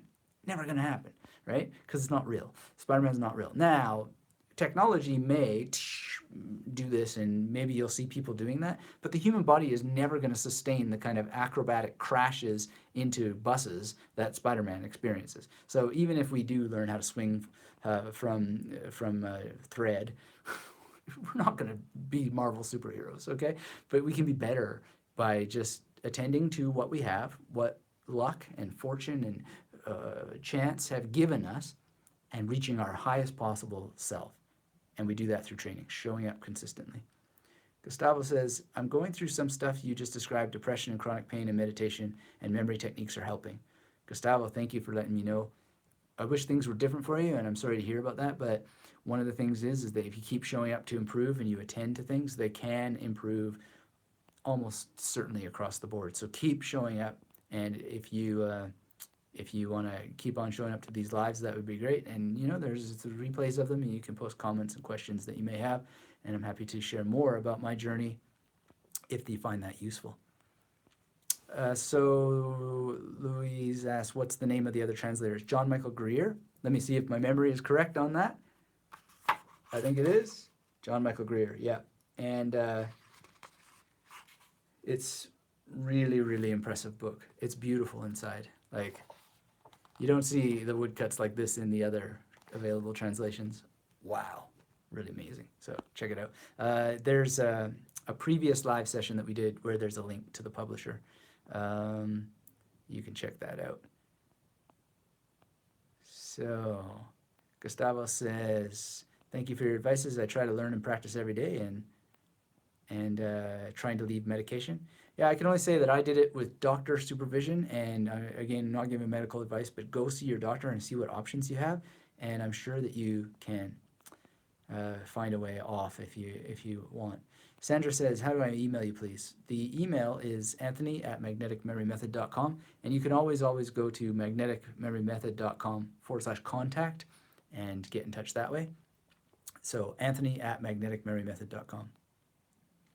Louise says, just purchased your course. YTSO worked just fine. Great. So Sandra, thank you, first of all, Louise. Really an honor to have met you just today, actually, and I really want to do everything that I can to help improve your memory through the program, and it's just a delight to make your acquaintance, and I'm glad that it is working for you. And so maybe for Sandra, you could just try restarting your computer or restarting your browser. Sometimes your browser just needs to be updated as well. One of the things with the services we use is that they update all the time. And okay, so Louise says used PayPal, never failed yet. Yep, PayPal is an option there, and so that is great as well. And yeah, PayPal is a very good means as well. Cajun says, how do I contact you on the mastermind? You can always email me at anthony@magneticmemorymethod.com or go to the contact page, magneticmemorymethod.com/contact. That page hasn't quite been as updated as some of the others on the news site, so it's a little bit wonky. I'm going to try and go through everything because we've got a lot of things to fix. So if that contact page is broken as of right now, it will be fixed very, very soon. Sandra says, thank you very much. And I'm not sure how you pronounce that. Is it Burgu or Burju? Says hello. Hello. Thank you for being here. Thanks for saying hello. If you're just joining us and you haven't said hello yet, hit the thumbs up and let me know where you are in the world and if you have any questions about your memory. And, we're talking about digital amnesia, and it is one of the problems that we're all facing. And I don't speak against the internet. I love the internet. It's just to have balance. I have taken up digital fasting, which means spending as much time as possible away from the internet. And I used to love Kindle books, but I can't read on Kindle anymore because I found that I was just like, I'm not remembering nearly as much, even with memory techniques. I'm not even enjoying, and I'm not even really understanding as well as I used to. And it's just part of a problem. So now, even though I don't like collecting physical objects that much, I do. And this is my current reading pile. I've never been a read one book at a time kind of person. I mean, I did a PhD. We had huge reading things. There was never an option to read one book at a time. So I've maintained that habit of multiple books in play. Usually it's 3. And I just love reading, and I love memorizing the names of authors and translators and so on. And depending on the book, might memorize the date of publication and so forth. And yeah, it's cool to have these tools at your whim, at your command, and to be able to train. And you can train just with your own tools that you make up. So it's really important to train. Harry says, may I know exactly where you live, Dr. Metivier? Yes, you may. I'm in Brisbane. The mailing address is on magneticmemorymethod.com. Some people send me stuff, And I appreciate when they send me books and postcards and all that sort of stuff. And really great. Sometimes I've received memory palaces or art in the mail. Love that. Feel free to look up that address and send something along. And really, don't send chocolate though, it melts. It's Australia. People have sent chocolate and it melts. So it doesn't work out very well. But in any case, thank you for that. Brisbane is a nice city. It's got lots of wonderful memory palaces to use. And great that Bergu is here from Brazil. I love Brazil. I've never been there, but I love the people that I've encountered from Brazil. And I hope to visit very soon. Peace is here. This is Sharon. Memorized my husband's social security number using the major method today, and it was a ton of fun. Thanks for your kind support. Great talk tonight. Thank you for letting me know, Sharon, and congratulations. That's amazing. Taking action. Social security number is a great thing to have in memory, and the major method is a great way to do it real fast. And then it just applies to anything else that you would like to memorize. And if you need training around that, then just get in touch, because the major is really, really important. And let me ask you all this. I'm thinking of doing a 10-week program where it would be limited to 10 people max. We would use a particular software called Zoom, where we can meet in a room, and a digital room, of course. The cautions of digital learning are still there, and we would talk about that and make sure that we're not harming what it is that we're doing, put some measures around that. And it is something I'm thinking of, a 10-week program. If you'd be interested in that, let me know in the comments. If you're watching the replay, let me know in the comments below. And if you're just joining us and you haven't said hello yet, please do say hello. Let me know where you are in the world. Hit the thumbs up, and let me know if you have questions. Harish says, do you attend memory championships? I have gone to one memory competition, and I have trained with Phil Chambers and Tony Buzan in person, but that was not at a competition. I'm not interested in competitions generally. I think they're amazing. They're a lot of fun. The skills for winning the competitions are different in some degree to the skills for learning and understanding information. So what do I mean by that? I mean that the competitions, as impressive as they are about the short-term retention at speed for limited duration. And so even though the techniques are related and similar, as far as I know, very few people are actually doing anything to retain that information. And why would you? Like, why would you memorize multiple decks of cards and hold that information for long periods of time in your mind? Random digits for long periods of time. Random vocabulary for long periods of time. Those skills do not translate to long-term knowledge necessarily. They're related. So my work is on showing people, look, the memory championships are great. A lot of people get discouraged by them. They think, oh, that's superhuman. I'll never be able to do that. That's not true. But one of the problems is that people then, they can't make a connection between how all of that applies to learning goals, real, authentic learning goals that improve your life. And that's because they don't completely apply. They're not misaligned, but they're not totally aligned. And as far as I know, outside of the magnetic memory method, there's no comprehensive training directed, focused at massive learning projects that most of us face if we want to get ahead in life, if we want to craft a life of professionalism, of integrity, of knowledge, and of competence in a field. So if it's law, if it's medicine, if it's computer programming, if it's languages, if you want those kinds of things, preparing for memory championships will help. But it's not the focus of what you need to really be doing in order to take memory techniques, which existed for thousands of years before any memory competitions showed up, okay? And part of the tradition has been hidden with a focus in the last 26 years on memory competitions, because so many of the books have been written by competitors, either former competitors or current competitors, and they focus on teaching you the skills that they used for competing. And those skills are not completely aligned with long-term knowledge. Now, they may give you tips and hints and so forth about that, and they're really great. Like Tony Buzan's books are really great. There's absolutely nothing that speaks against reading them and learning from them and applying what they say. but you want to pepper in Harry Lorraine. And Tony Buzan told me personally, right in front of me, that when he wanted to know about memory, he went to Harry Lorraine. Harry Lorraine, the non-competitor.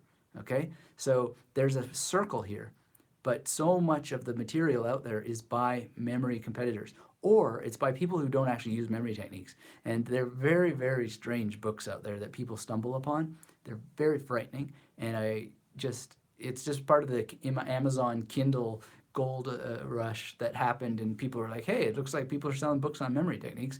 Well, let's write one, make it 14, 18 pages, and it's just, yeah, it happens, whatever. Some of them maybe have some good tips for you in them. I don't know. But usually I read them and I'm like, these dudes do not use memory techniques. They would not even say this if they actually use memory techniques for knowledge. They've just gone and looked at some article online, copied it, and they just have no clue. Unfortunately, it happens all the time. There are also companies that are in the business of creating what are called mnemonic examples, imagery that you're supposedly supposed to copy in your mind. Maybe it works once in a while, but even a clock, a broken clock works twice a day, right? So you buy a book of 100 examples and maybe 2 resonate with you, and they don't teach you the actual fundamentals of creating magnetic imagery in your mind. That's not good. That's not cool. You need to actually understand what it is that you're doing. And it's the cave cog thing, right? So making sure that you're really, really using the fullest possible capacities. And again, it's not that you don't read the books of the memory tradition in terms of the competition tradition. It's just that you need to understand that that's leading often to outcomes that don't have to do with becoming a master in medicine or language learning or law or whatever it is that you want to achieve. It's really, really important that you focus on what it is you want as an outcome, as a goal. And you have some goals. You have a goal and milestones towards reaching that goal, and you study the techniques, you implement the techniques, and you practice the techniques as a way of life so that you can deal with any information in any context, in any situation, and memorize it like that. And know what to do if you make a mistake, because the mistakes are your teacher. So that's my answer to the competition. And I went into the competition. I was amazed at how well I did, given that at that time I was still drinking and I was very, very hungover. I was on medication and I was in a lot of pain from the arthritis, the psoriasis arthritis that I was dealing with at the time. And the memory technique still served. Amazing. It was amazing. It was a lot of fun too. And I learned a lot. And on the competition question, just to keep a little bit more information for you, Harish, Nelson Dellis co-hosted, or he guest hosted the Magnetic Memory Method podcast about how to win the USA Memory Championships. And the point that he makes there that's so important is that the memory techniques are one thing, but if you want to win in the competitions, you have to practice competing. The actual practice of competition itself is important. So this is something really important to understand, is that competition is itself its own art, its own skill. And so I learned that a lot when I sat and competed, and I just realized, holy cow, these techniques work really differently when you got a clock on and you have to memorize volume and hold it for a short duration until the testing. After that, it doesn't matter what the heck the information was, no one's going to ever ask you. And you got cameras on you, people are walking around, they're not respecting the situation, they're not and some people maybe are purposely distracting you, like your competitor might be trying to bluff you out, which happened to me, and it is all in good humor and so forth, but it still happened. It's part of competition, and I did feel a little bit tricked out in any case. So I'm not a competitor. I don't really see how that building those skills really are that useful for large learning projects. In fact, they can work against it maybe in some contexts. I don't know. It's totally up to you. It's your journey. But for me, training for competition level just never really appealed. And yeah, there's interesting people, and they're very, very wonderful. And anybody who cares about memory to any level like that is a friend of mine, even if they might not like these little mini criticisms that I seem to be making, because they're not really criticisms at all. They're just realistic things that I think if you find in your own practice, if you're basing it on memory competition training people, that you might be like, oh man, this isn't quite working, then come back to the the focus of people, and there may be others that I just don't know, who are really concerned about the tradition and what the tradition can do to help us, and what we can do to sort of integrate what's cool from the competition techniques, because it's not as if I haven't learned from them, even though I don't put them towards a competition standard or practice, but what's really going to work, and that has to do with you. It has to do with figuring out where you are, helping you find these techniques for you in your situation with your goals, so that you can proceed towards accomplishing those goals. And that doesn't have anything to do with competition with anyone other than yourself. So if I can help in that regard, that's awesome. Andy's here. Thanks for being here. Andy's a masterclass member. Always good to see you. Really delighted that you're here. And Dionysio says, "Hi Anthony, are you a Virgo?" No, and the I'm not any of the signs. I'm a non-astrologist. Haven't seen any compelling science that any of that rules anybody. But let me know if you have any evidence otherwise that might convince me to adapt the star sign that some strange books have given to me, but that I just don't accept. Although I do have a training on how you could memorize those star signs if you want on Magnetic Memory Method. It's one of the podcasts, sort of as a little bit of a tongue-in-cheek joke, because I am a non-astrologist 100%. Harish says, "I just want to mention that I use the major system in Mary Palace to memorize numbers in a 5x5 magic square. Now I can tell any number in any box and also fill the grid in a random manner. That was a great self-esteem booster." Yeah, Magic Square. That's cool. Awesome. Well, congratulations, Harish. Awesome. And that's one of the things that you can do. Magic Square is fun. I mean, it really, really helps people, or it entertains people. But just a skill like that helps you to understand more. Peace says, "I'd be interested in a 10-week class for sure, depending on the time of day." Yeah, we got to figure out time of day kind of issues, because I'm in Australia, and obviously my morning is the evening for many people, and that's the way it would be best, because I'm not at my best in the evening. But then again, a lot of people aren't at their best in the evening either. But these 10 sessions would be recorded, and I'm figuring out what the curriculum will be. And the issue is, again, that every person is different. So we got to figure out to whom this is going to be for, because it won't be for all people. And we're going to go through fundamentals, and we're going to have exercises to complete. And it might be that there are 2 sessions a month rather than once a week, so people have time to actually do the study, implementation, and practice. But it's going to be goal-oriented and so forth.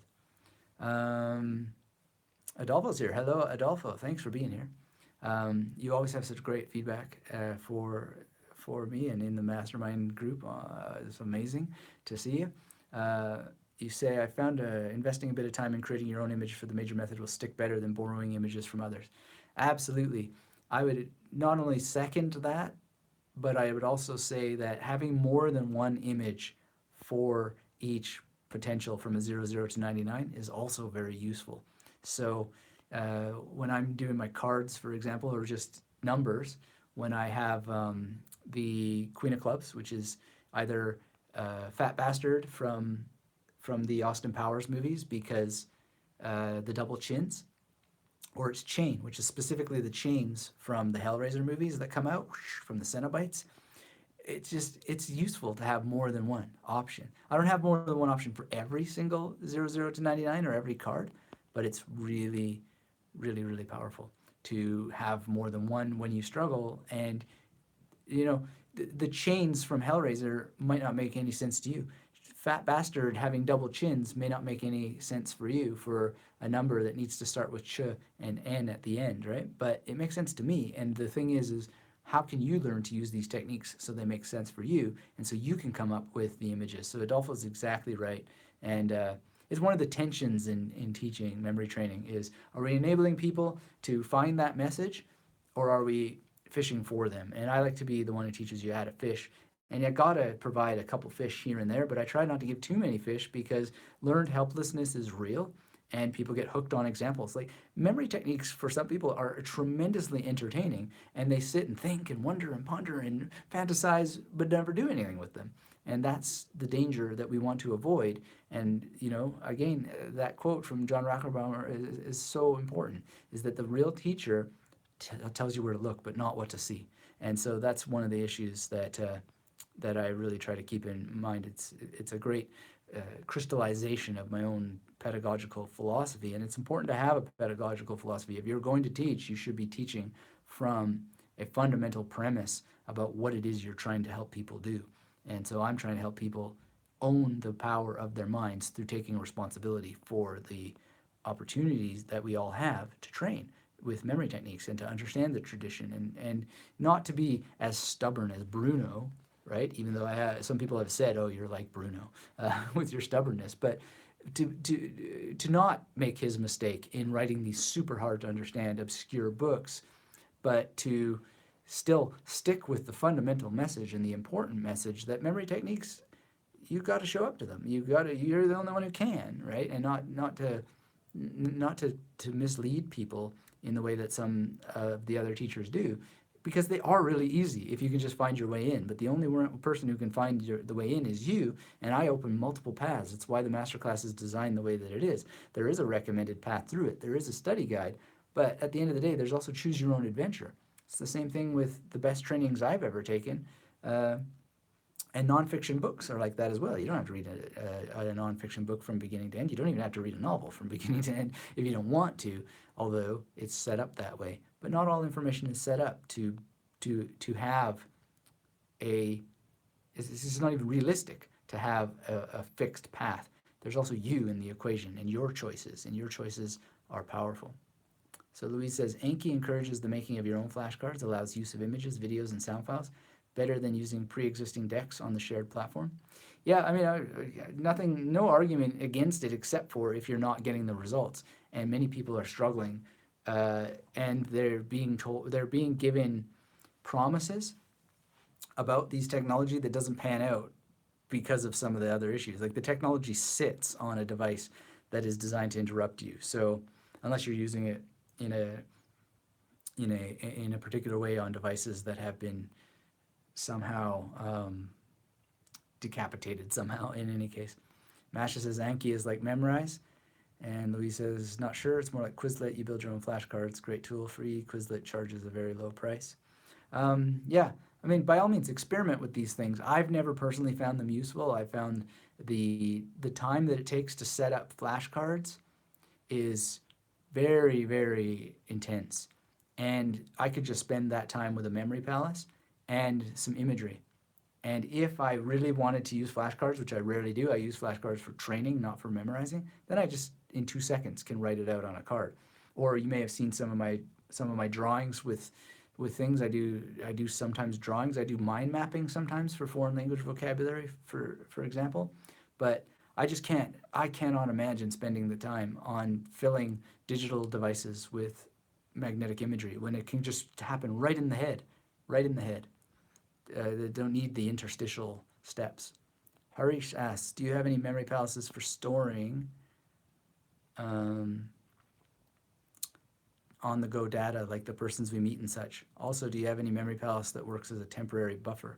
I'm not sure what you mean by temporary buffer, but yes, we've talked on this call already about storing data on the go, like names, and anybody wants to watch the replay, that's available very briefly. When I met Glenn the other night, and when I met his friend Clint, and the person Paul beside him, and Chris, and Sarah was beside Chris, and when I met all these people, I just use them as the memory palace on the go. And if you go on magneticmemorymethod.com and look up impromptu memory palaces, I talk about this, like when I'm walking with my wife and she says something in Chinese I don't know, then I just can use the environment as an impromptu memory palace. So yeah, data on the go is easy. You just got to practice for it.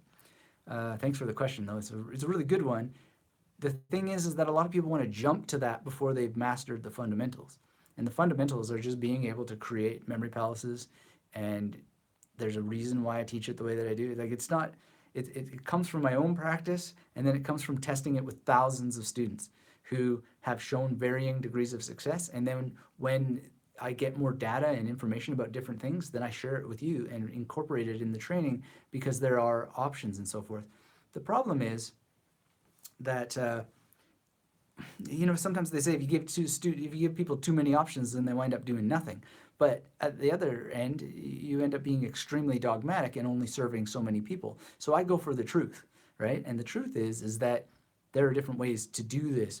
But if you understand spatial memory and you premise everything that you do on spatial memory, and then you understand that all the other memory techniques are spatial anyway, because your brain is in space. The chemicals in your brain are in space.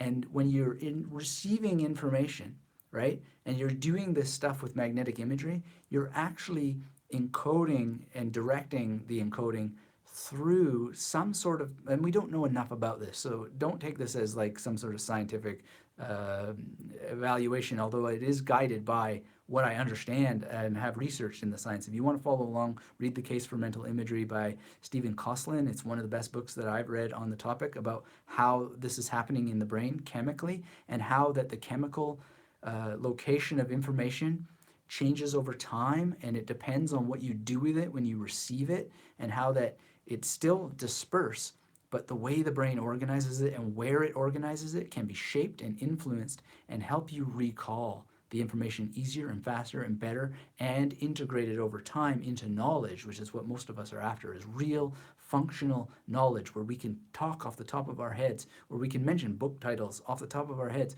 where we can speak foreign languages off the top of our tongues from our heads without having to consult our heads and think in English first or think in our mother tongue first and then deliver in the other language. We want to be able to do it like that. And there's a way to help your brain do it faster, more completely, and it's very real. And it's something you can experience yourself by showing up to the art and the craft and the science of memory and doing these things that are talked about here.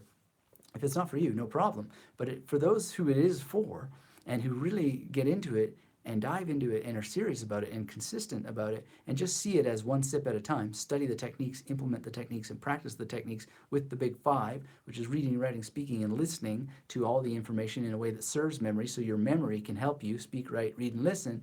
You're going to be a master of that topic very, very quickly. Now, whatever master means, you get to decide, right? And the people around you get to decide, because you'll be integrating with them, you'll be engaging with them, and they'll be like, holy cow, this person really knows their stuff. We should give them a raise, for example. So Jesse Villalobos, who is going to be featured on the podcast very soon, he talks about how he got a raise just because he was remembering product numbers a lot faster in the place where he works, and he's just like increased his speed of being able to respond so fast that it translated into more income. Isn't that incredible? Isn't that amazing? It never happens if you don't get that level of mastery. And then he can pick other goals. Maybe he's going to become whatever, or any person is going to become the manager and have a much better income and a much better lifestyle because they get to get off work early and go golfing or whatever, and then they have more leisure and so forth, and then they do better at golf because they can remember more information about the golf swing or whatever because they just use these techniques. Whatever it is you want to do, these techniques will serve, but you've got to just dive in and use them. So it's pretty simple logic if you want to get into it. And really, my job, the training is there, and it's just encouraging you to just give it a try and keep on trying, because most people, they hit one piece of resistance, which is again a brain chemical problem. The insular cortex often creates a pain response when you see information that's overwhelming. It's totally normal, but when you know that happens to you, then you can deal with it. You can deal with it and just not give in to the pain and just push through and figure it out. It's very, very empowering, and these techniques will help you not get overwhelmed by information. You'll see how to break it down. You'll see how to organize it so that it's just one sip at a time, and then you quickly, consistently proceed towards mastery. It's just amazing how it works. Adolfo asks, Anthony, do you stick mostly to the major method for memorizing numerical sequence of identical numbers, i.e. long mathematical equations, or do you substitute some numbers with PAO system? Well, that's a great question, Adolfo, and it's a complicated one. And the first thing is that I don't memorize long numerical sequences of identical numbers in mathematical equations. I don't do this. I can help people who are in that area, and I can show them what options that they have, but I myself don't sit around doing that sort of stuff, and it's why I don't build courses on long equations, although the math course in Magnetic Memory Method is more than enough to show you exactly how that this can be done and equip you with it. But what I do, and this is talked about and there's going to be a supplementary training about this because someone asked a very good question in the masterclass about it, and we're just putting it together now, is that it's not like the way that the question was asked is it impractical to ask for a perfect technique for memorizing numbers? And the answer is no, it's not impractical to ask for it, but it's impractical to expect it, because expectation is the quickest path to suffering. And if you don't want to suffer, then what you do is you learn the methods and you create your own systems based on the methods. And that's what the magnetic memory method is all about. It's empowering you to be prepared for the information that you need to memorize. And that's through knowledge. And so what I do when things are somehow not going to be served by the major, and my major method is my PAO, and my PAO is based on the major. So there's a character for everything from 00 to 99. And if you want to quickly train, just make a bunch of cards like this, learn the major method, make a bunch of cards like this, 00 to 99, and just sit there and start looking at things and being like, okay, so this is the laser, right? Because 5 is L, this is a Z, right? And it's a laser in Captain Kirk's hand. So they normally call it a stun gun, I guess, in Star Trek, but I don't. I call it the laser, and it just works for me, right? And this is a flute. It's a fife, because 8 is represented by F or V, and 8 is represented by F or V, so fife equals flute. Now, it goes a little bit deeper than that. It's a specific flutist, and it's a specific situation, and so forth. And you just train like that. Now, what happens when you have a number like 311, right? Well, you can have the image for 31, which in my case is that character from Mad, who is dressed like a maid, right? Because M in 3 and 1 is T or D. So Mad Magazine dressed as a maid, right? Which is really, really cool, very memorable, right? And if it's now another 1, well, then 1 is a candle, right? So you can use them together, which is just the image number association technique. If it was 318, then it's Mad who is doing something to a snowman, and they just need to interact. So whenever there's an odd number out that isn't accounted for by 0099, then you have that option. However, sometimes that might not just be what you need, right? So what you can do is sometimes add a 0 to the odd integer. So that's simple. So what would that look like? We got 3110, right? So, we got 311, but we don't want to use a candle for whatever reason. I don't know. Maybe because it's 31 and then that strange symbol that looks like the top of a cat's ear, and then it's 1.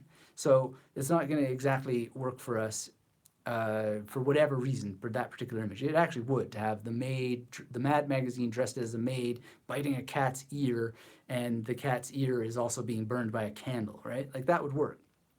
But let's just say it didn't. So what you could do is you could have 31, cat's ear, 01. And you just have to remind yourself that it's actually 1, not 01. And you think, oh, well, that's just making things too complicated, and you're going to confuse yourself and you're going to forget it. But the actual reality is that you probably aren't. You just need practice. But you could make it 01. So that for me would be the sad tragedy mask worn by William Shatner. Like William Shatner shows up also for 50 with his laser. But and also 50 is sometimes a leash too. It just depends. But the thing is, just the more you get into this, the more options you see, the more potential you have, because you see the options because you're in the practice. You never see the options if you're not there. It's like, you ever notice in Berlin, there's this particular street where there are always candles. No, of course you never noticed it because you've never been on that street and you've never been to Berlin. So how are you ever going to notice it? It's the same thing with memory techniques. Like you can't have a common lingo and help people at the deepest possible level if they're not in and they're not seeing the potential themselves. That's sort of the thing. So the more you practice, the more potential you're going to see. But in any case, you've got options. You've got at least 3 options there. And I go into them, and I'm going to do an additional training just to make sure that it's super clear. But the answer is never to wish that these things were easier, just wish you were better through experience and application. Adolfo says, teach a man to fish, feed him for a lifetime. Thank you, Sensei.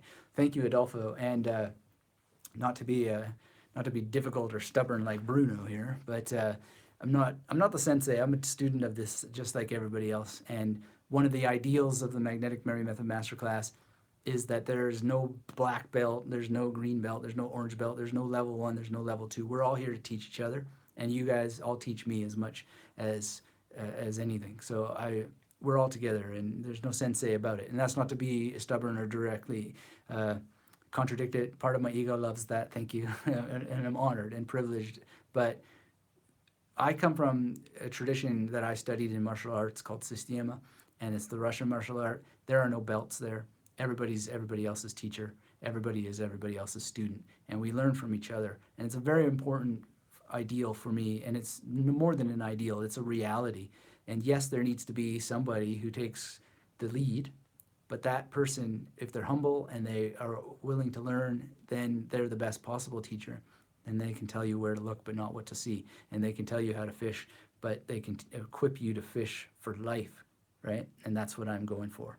That's what I hope for, and that I think is right or wrong. I think it's ultimately the path to a truthful and honest education system. Okay, so Dantino says, what would you consider to be your number one exercise you use for strengthening your mind's ability to create associations or link? Great question, Dantino.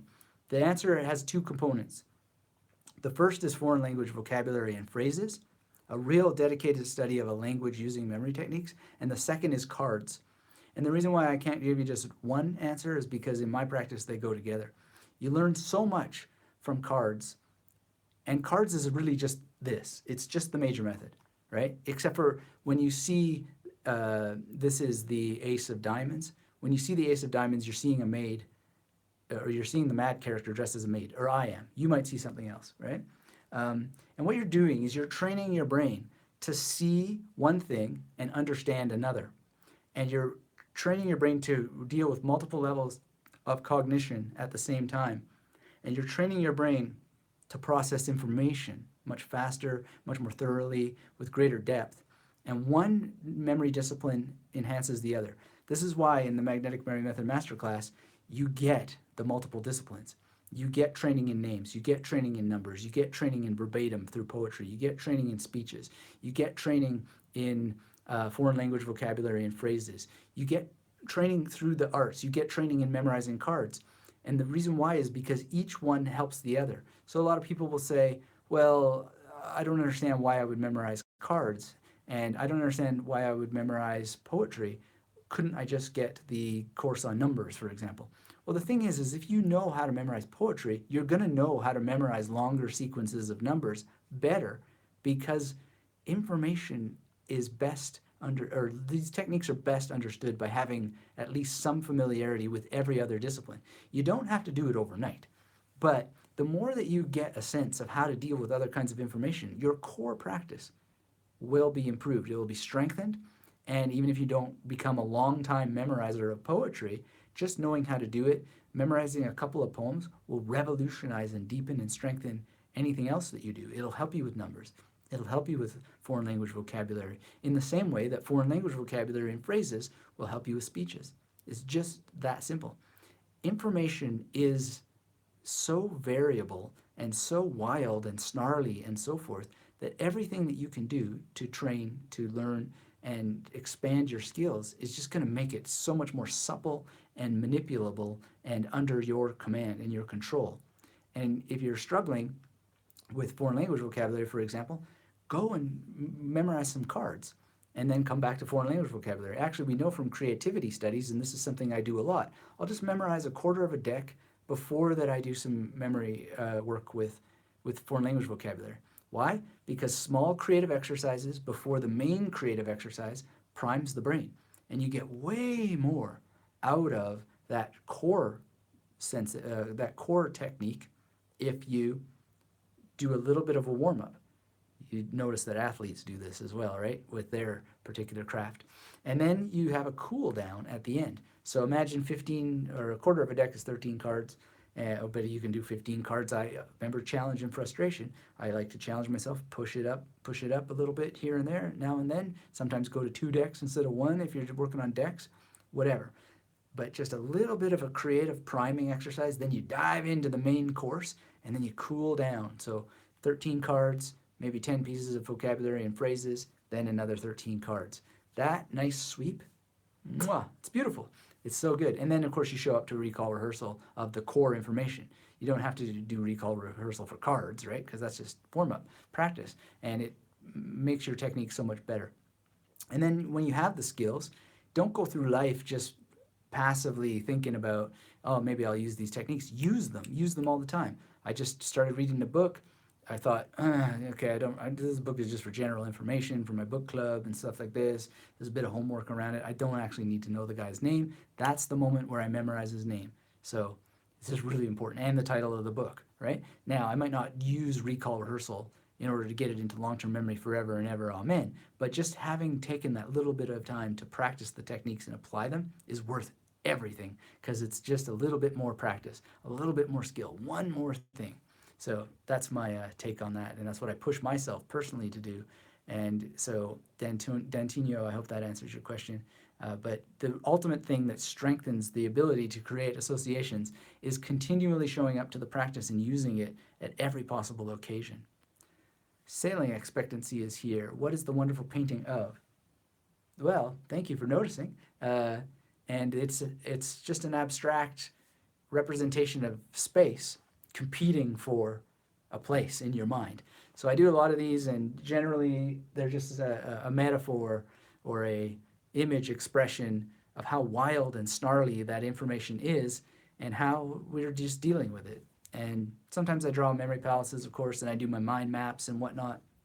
But this is a really nice way of rehearsing what I've memorized. Just drawing and thinking about it, having things in their place, and when things get out of place and so forth. But it's just a general kind of meditation on the wildness of information and how it's coming at us all the time, more and more, and just also a bit of brain relief from doing.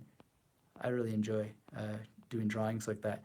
And he's not here right now, but Matt Hurry, one time he's in the mastermind, and he asked for one of these, and I sent him one because he's one of the best students and constantly demonstrating his skills. So he earned one. Maybe you'll be next. So Harvinder's here.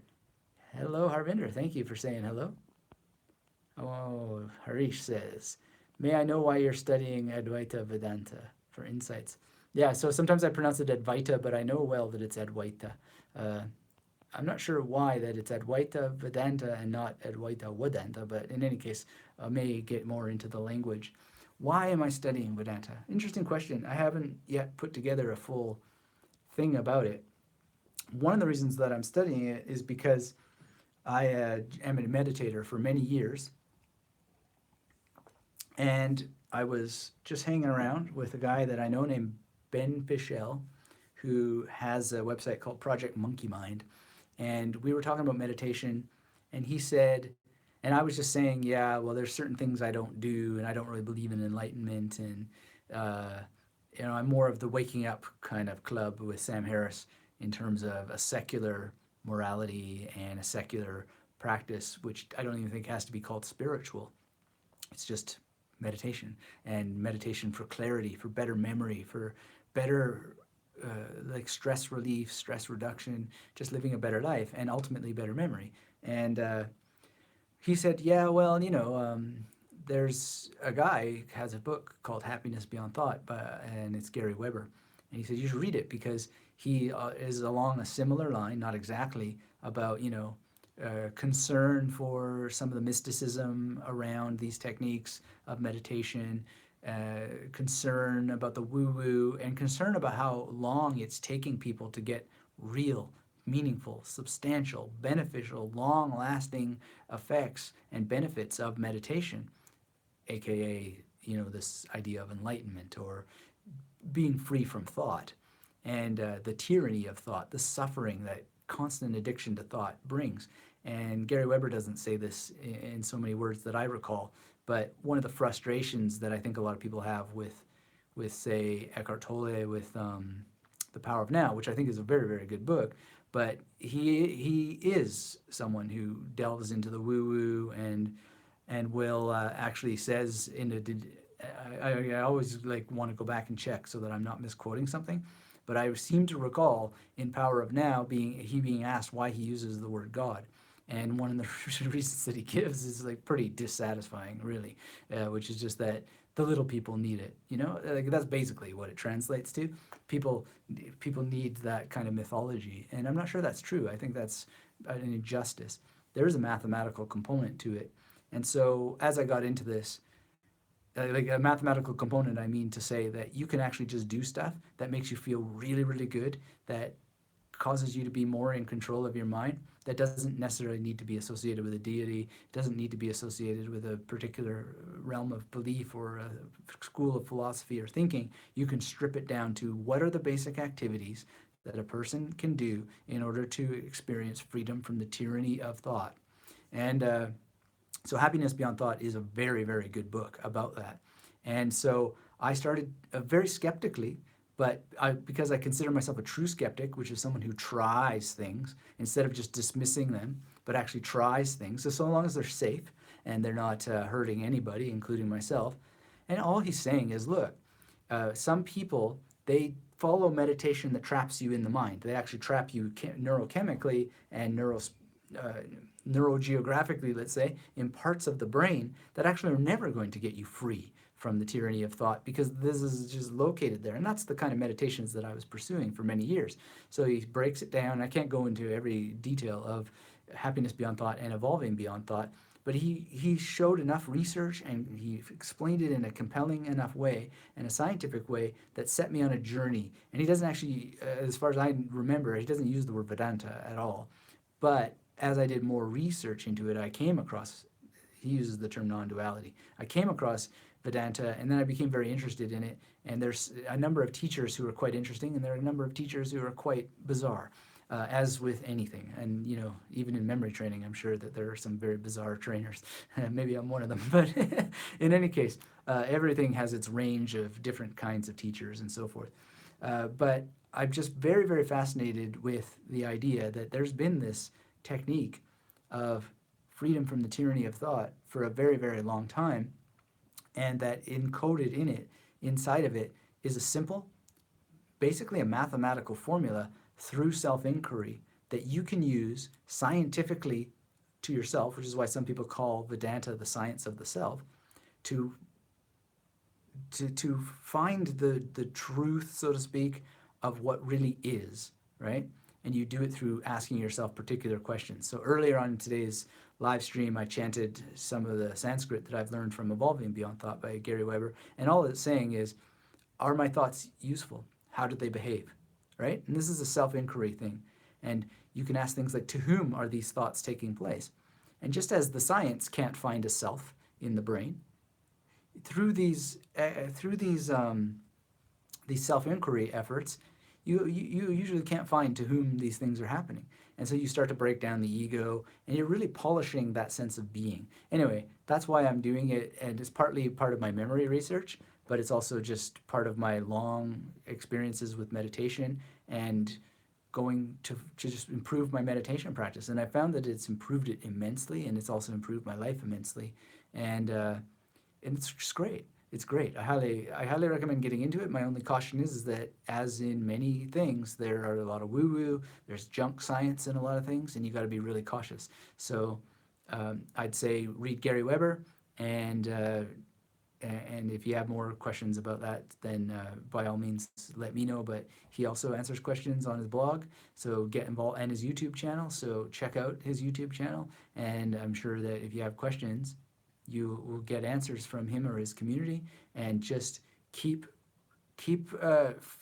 looking for things that are truth. Use Occam's razor, use the tools of critical analysis, and you'll find that there are some really honest, ethical teachers out there who aren't trying to lead you down some crazy paths. But you sometimes have to read the stuff of those crazy people to develop discernment. And that's one of the cool things about Vedanta, is that the tools themselves are trying to help you develop discernment, and that's cool. So Evolving Beyond Thought is what we're talking about, J.A. Good to see that you're here, and that's by Gary Weber, but I'm also referring to Happiness Beyond Thought, which I just don't happen to have in the office right now. But here has the Ripu Gita, or some of the Ripu Gita, which I've been memorizing, and it's so enlightening. Well, enlightening. It's so edifying is the word I was looking for. That was a little bit of ugly sister effect there. I was looking for one word and another one came to my tongue, but it's very edifying. Jay says, "Hi, Anthony. Glad to see you home."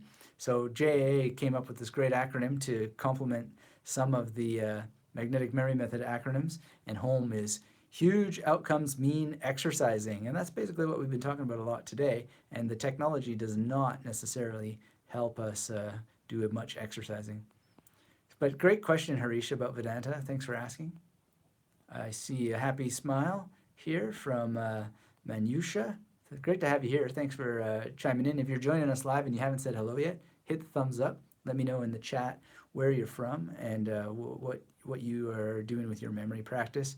We've wandered off our main topic of digital amnesia and so forth, but in some sense, that's what we're always talking about, right? Masha, thanks for saying beautiful art. I appreciate it. And lots more. I love to draw and color and stuff.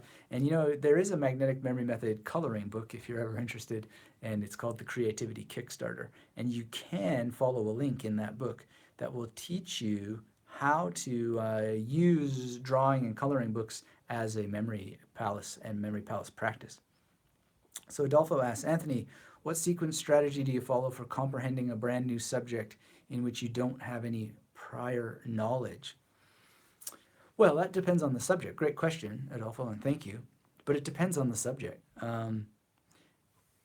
Give me a subject and maybe we'll roll with it. I love, just as a general thing, I know I'll probably have to repeat this for life, but we want to deal with specifics as much as we can. So it is a very, very good question, but without a subject to deal with, then the answer borders on not being as useful as it could be.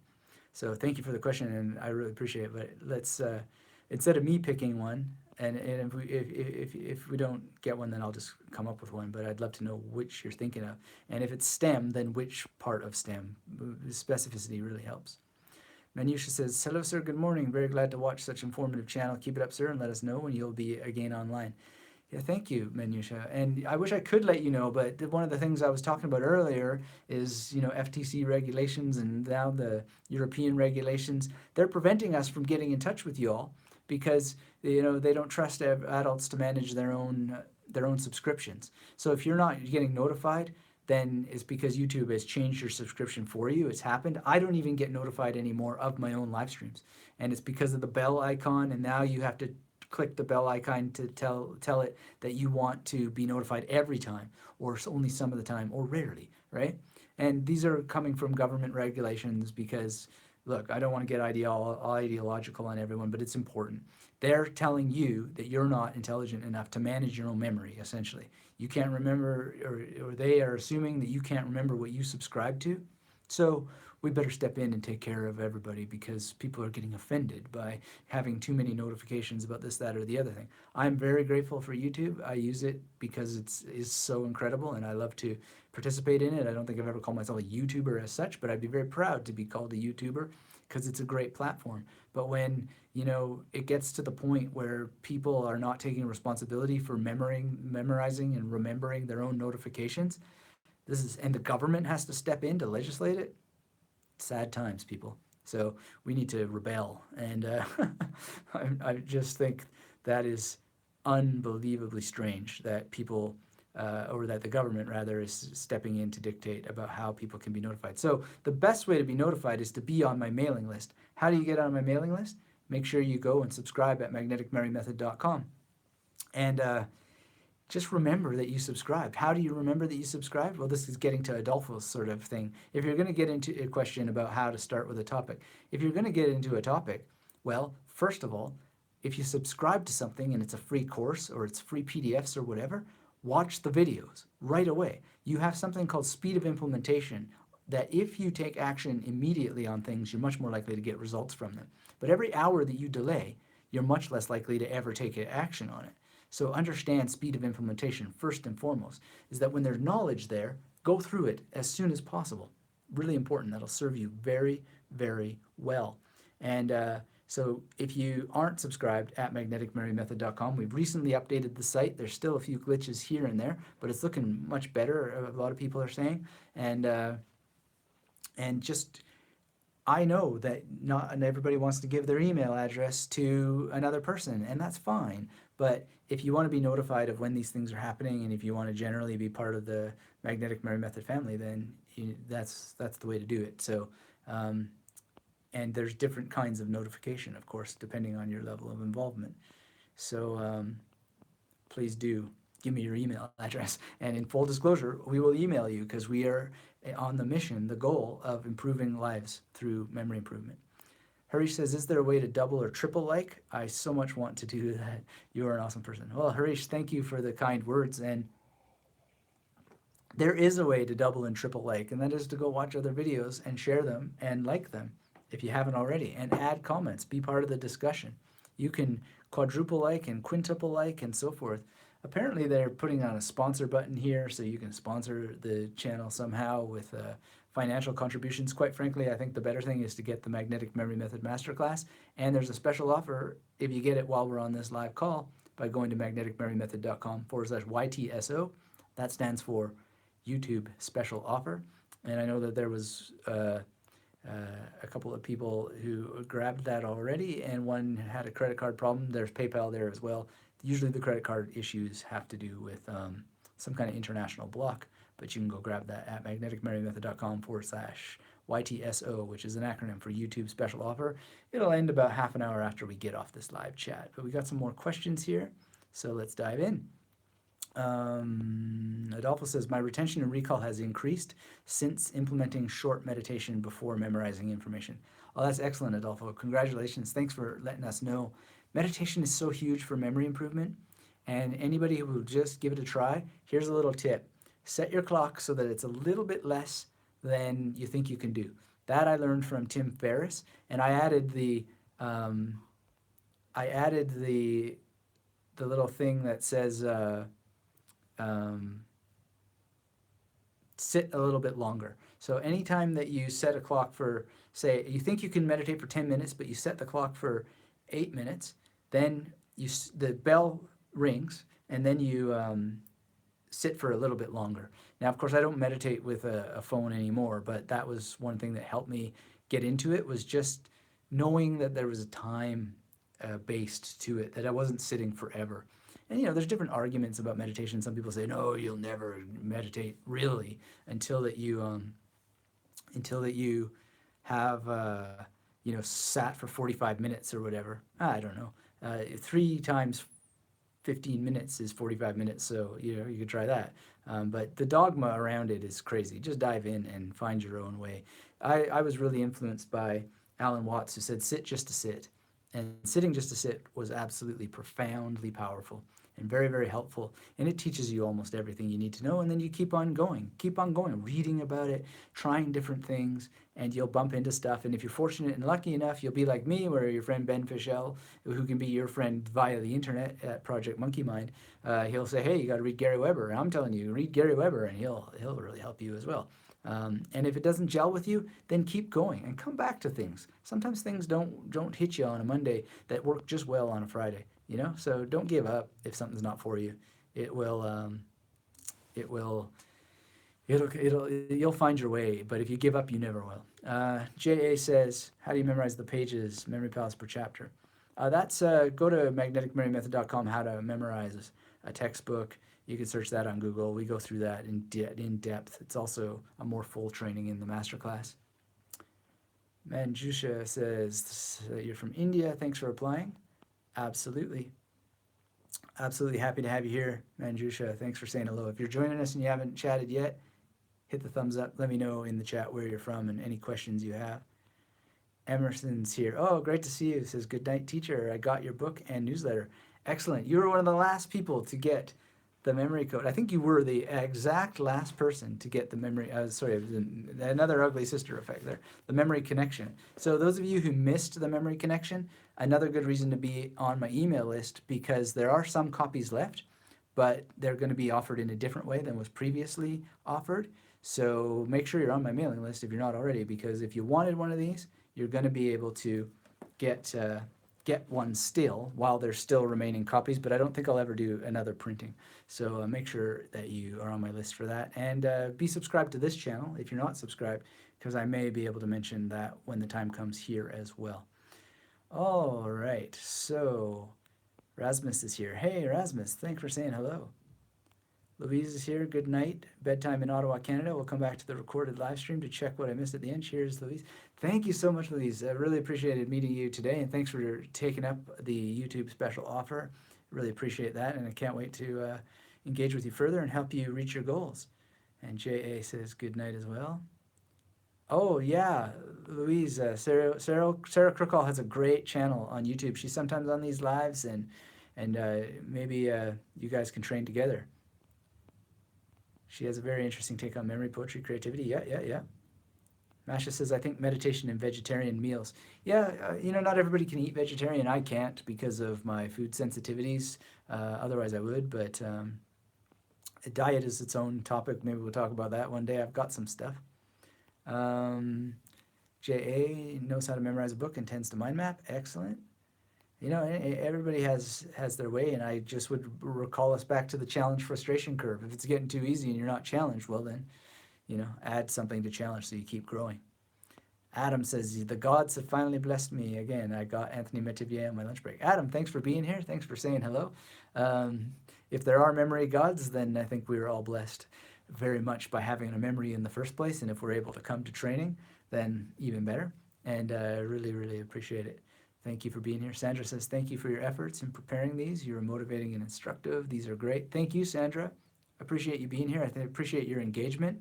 And I really, the more you put into it, the more you're going to get out of it. And that's just an absolutely universal truth about anything. I mean, one of the phrases I learned in business that I always love so much is take a spoon or a bucket, the ocean doesn't care. And your memory doesn't care how much you put into it or not, right? But you benefit from showing up to memory. And your mind, your intelligence is this vast ocean. And for some strange reason, it doesn't have a personal opinion about how you use it, which may be a good thing because it's not your dictator, right? But if you show up to it, take a spoon or a bucket, you can take as much from your memory as you want. Now, are there limits? Well, sure. Memory is a biological thing. If you're not well rested, if you're not well fed in the most optimal way, you're eating junk food, and if you're not hydrated, not drinking enough water, your memory is never going to serve you as well as it could because the ocean is polluted, right? But you keep that ocean nice and clean, and you polish it with meditation. Oh, it's going to shine and glimmer, and it's going to feel so good, and you're going to feel so good, and it's going to work for you so much better. How do you do it? Well, one way is to study memory techniques, implement them, practice them. And how do you do it? You just do. You do it with some good guidance, some training, and you understand the DOC principle, that doing is the origin of confidence. It's the origin of creativity that you need for the memory techniques. It's the origin of control. It's the origin of consistency. It's the origin of competence with the techniques. And as J.A. says, you can use it to take yourself home, but huge outcomes mean exercising, right? It's just that way. It's just that way. And I wish that there was Easy Street sometimes myself. Who doesn't? Everybody likes the fantasy of Easy Street, but Jacques Lacan had a thing that he said in his psychotherapy, which is that the fantasy is usually better than the reality. And Tim Ferriss has said in an interview podcast that, and I think it was with Wim Hof, that, comfort is not always the answer. Comfort is not always the answer. So when you get outside of your comfort zone and you struggle a little bit with things and you do something new, then you grow. And that's the same thing with memory techniques. It's exactly what memory techniques can do for you.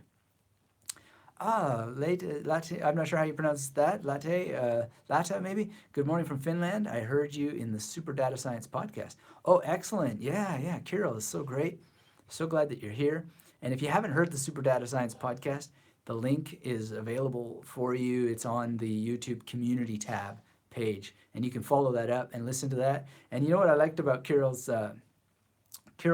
episode is he actually gave me a memory test that I wasn't expecting. He didn't prepare me for it or anything. It was a surprise. It was the first time it ever happened that I got a memory test. And then I was on a podcast interview 2 days ago, And I told them I'd never gotten a memory test before. So the guy was like, okay, here you go. And he threw some really complicated names at me. And so it was fun. It was really fun. So thanks for being here. Glad to meet you and glad that you listened to Kirill's podcast. He's a great guy, great teacher. So Brant says, Anthony, longtime follower of your work here, 24 years old and incredibly insecure because I feel like I'm not very smart. I always tested well in school, but everything went in one ear and out the other, I think that's going to say. It probably sounds dumb, but it holds me back in nearly every aspect of my life. How can I go about effectively learning common knowledge that most people should know? Common knowledge that most people should know. Well, Brant, let's be more specific. I really want to help you, but I need some more specificity than that. Because common knowledge that everyone should know, I don't know what that means. I mean, you know what we say, right? Common sense is not so common. And so I'm not sure what common knowledge would mean. And, some Canadians are here and have been here today, and common knowledge for Canadians is very, very different than maybe common knowledge for Americans. And Canadians tend to know more about America than Americans know about Canada. But then if we think about the common sense rule, are we going to make judgment calls that Americans should know as much about Canadians as Canadians know about America? I don't know. Like, that's contextual, right? So common knowledge, what is it? Feed me some things and we'll work with specifics. One of the things you'll find with me is that I'm not a teacher who likes to deal in generalizations. I find the emphasis on generalizations in online education and education in general tedious and damaging. We need to work with specifics so that we can actually get some specific answers, and that's where value in education comes from. So let me know a little bit more about what you mean, and I'll just riff on maybe first of all saying that that's part of the cure to the problem that you're talking about. So you're talking about being insecure and not feeling very smart. Well, be more specific there. What's the story you're telling yourself? What's the story you're telling yourself? Be specific about that story and then start to think about, is this true? Is this story true, right? And then read books about talking to yourself, and self story, self hypnosis, and find your way out of it. Because that story you're telling yourself isn't true. I don't believe it. You're not dumb, and you know what? It might not even just be you that's holding you back. You might have people around you who are toxic. So it's really important to get a full perspective of what's going on, because a lot of us do live around people who are unfortunately toxic, and it's not cool. It's not good, and we can't always know how to get out of it. But when we just acknowledge it and then we start to think of strategies how we can get out of these toxic environments, sometimes that's the cure, because you can't work on yourself all the time if you're being worked upon. Do you know what I mean? And I'm saying that because it's happened to me as well. And I've had to flee toxic environments. And it's crazy how sometimes new toxic environments can creep up around you. And so life is like a rinse, weed, and repeat. You got to rinse off the dirt, you got to weed out the weeds, and then you got to repeat. Life is like that a lot. And sometimes we are the weed, and sometimes there are weeds around us. And we ultimately have the responsibility to clean that up and get out of it. But if you're ever having trouble, then one of the reasons why is because it's just not a full set of analysis going on. You're not devoting yourself to enough analysis of the problem. Put it in writing and really examine your thoughts. Write about your thoughts. So Brent says, I think it's mostly subjects in high school that I glazed over: geography, history, and literature. I just don't know things with these subjects that I should and can't contribute to conversations.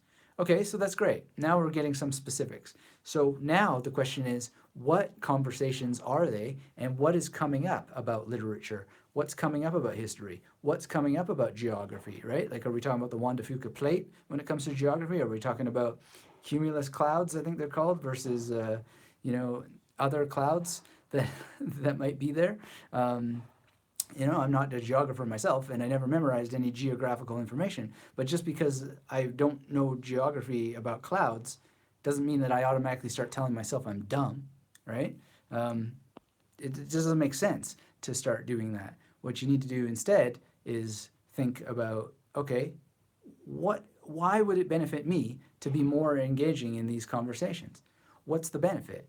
Um, should you really know stuff about these things? Have more faith in yourself, have more trust in yourself, and think more about the real outcome that you're looking for, and do you need it in those contexts, right? Now, it's good to have a broad education. So literature, right? Are we talking about Beowulf? Are we talking about Shakespeare? Are we talking about philosophy? If there are fundamentals in those things. English literature has different fundamentals than German literature. Certain traditions in philosophy have different things you might want to cover. Although philosophy is a bit cleaner, like if you haven't read The Republic by Plato, then you should. If you haven't read the Nicomachean Ethics by Aristotle, then you should. And there are clear curriculum around that, and you just got to look around for it based on your specificity. So if school is failing you in there and you're aware that school's failing you, then you can find out what it is and use the internet intelligently and just make sure the internet isn't a barrier, which was the main topic today. Finding out how to make sure the internet is not the barrier, because it'll interrupt your studies, right? But it can be the tool where you find all these studies that really will help you. So I just keep being more and more specific and stop telling yourself a negative story. Just not the way. And J.A. says, you sound really smart. You sound smart to me as well. I mean, you're smart enough to be asking the question, and it is the right question to be asking. And keep going, keep exploring. Adolfo says, Anthony, I'm considering taking a programming course, Python. Would you suggest learning the program language like a foreign language? I don't know enough about Python, what the memory demands are, but I don't see why you wouldn't just approach it as a programming language and use the memory tools for what it is. So I don't think that, like, I learned Turbo Pascal when I was in high school. Turbo Pascal is not French, is not German, is not Chinese, it's not Japanese, it's Turbo Pascal. So approaching it like those other languages doesn't make sense, because you're not going to use it like those other languages. You're going to use it in a particular environment, and Python's going to be used in particular ways. You're not going to speak Python to anybody unless you're going to Python meetup groups, right? Then you would think, okay, so what are they doing at the Python meetup group next week? What topic are they talking about? What is the terminology around it? What is the math around it? What do I have to know? Then you organize it, you build the memory palaces that are going to serve you to get that into long-term memory, and then you read, write, speak, and listen. So if that means completing a programming mission that will help you use the terms and the functions and whatever it is you memorized, then away you go. Now you're going to talk more intelligently at that meeting. But I don't think that is the technique for using memory techniques for a language, but I don't think it makes any sense to treat it as if it's like another language. Treat it like it's Python and proceed accordingly. But one doesn't speak Python, one speaks about it, and one uses it to create particular outcomes. And how Python is used for this outcome may be different than that outcome, although you may want the broadest possible range of both those skills. So that's important to keep in mind. All right. So J.A. says it is another language. Well, yes and no. I mean, again, it's called a programming language, but that doesn't mean it is a language, right? Is, what is it called? Tokipona. Is that a language? Is Klingon a language? Well, you can make an argument that it is a language, but at the end of the day, there's a limit to the extent to which it is a language, right? There are no constitutions that write laws in Klingon. So is it really a language, or are people who are just deeply invested in Star Trek calling it a language, right? It's not really a language. It's a conlang. It's a constructed language. And so Python is a programming language, but is not a constructed language in the sense that Klingon is a constructed language. This is really important to not throw the word language around so loosely, because there are real languages that are in demise. They're threatened with extinction.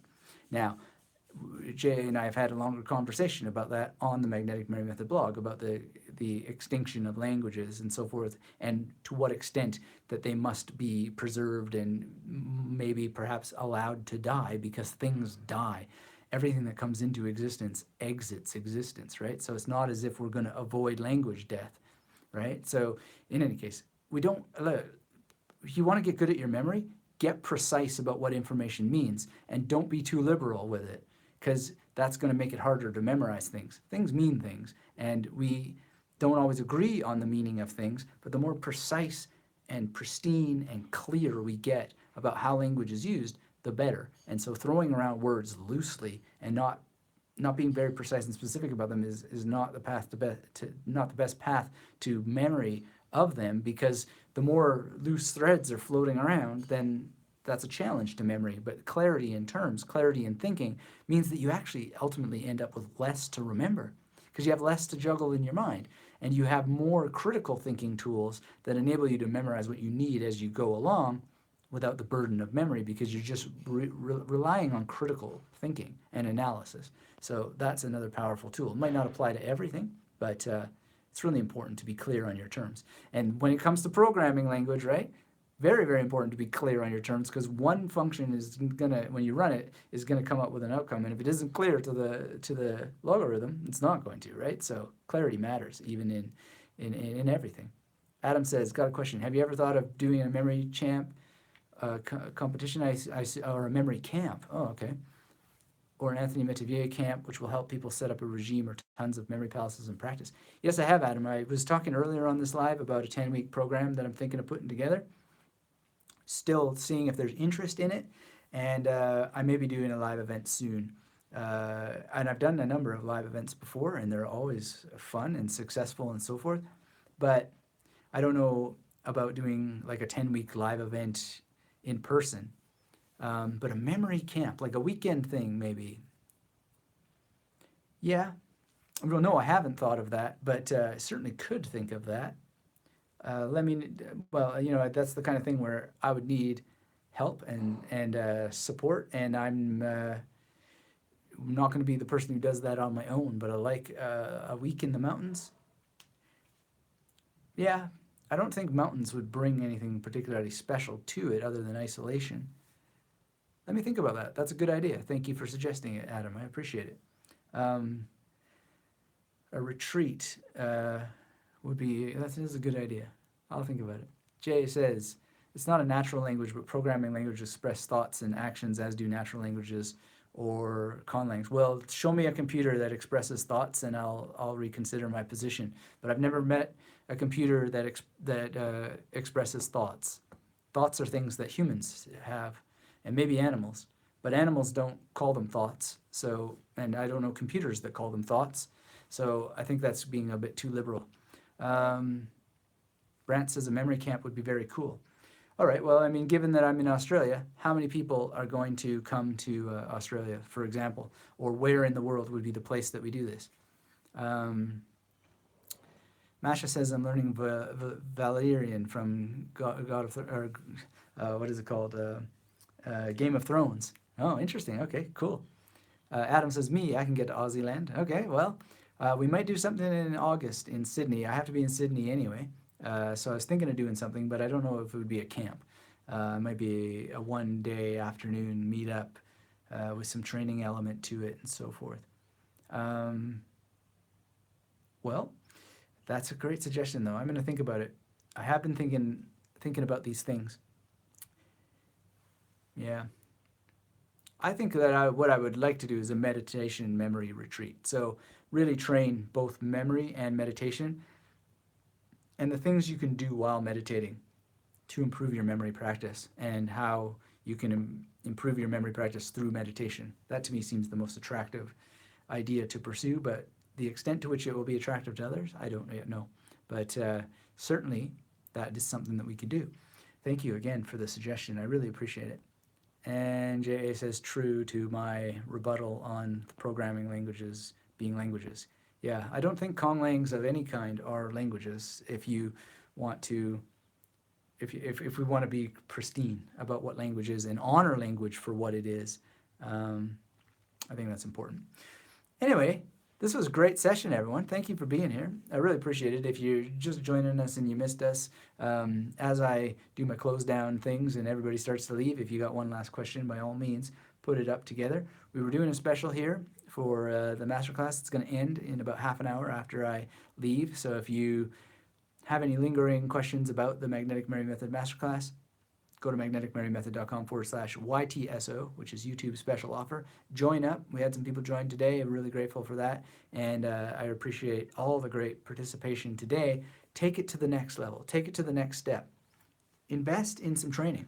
Invest in some training from someone who cares about your memory. And, you know, I'll be the first person to tell you that I'm going to hold you responsible for your memory, but I'm telling you that because I believe in you. And it is about showing you how to fish, but not doing the fishing for you, because I can't. It's just not possible. But I can give you every possible thing that I'm capable to in terms of community, in terms of support, in terms of engaging with you if I see that you're doing the work. If you show up to the Art of Memory, I will show up to you. It's just a matter of study, implementation, and practice. So let's see here. Brant says, thanks for everything you do. Kevin says, thank you, Anthony. Excellent session. Thank you for being here. Masha says, thanks a lot. Thank you all for being here. One last time, magneticmemorymethod.com/YTSO. Going to have lunch with my beautiful wife. And then after that, that offer will be removed. So you got about half an hour to think it over. SO, and we will see you soon. Until then, keep yourself magnetic. Bye-bye.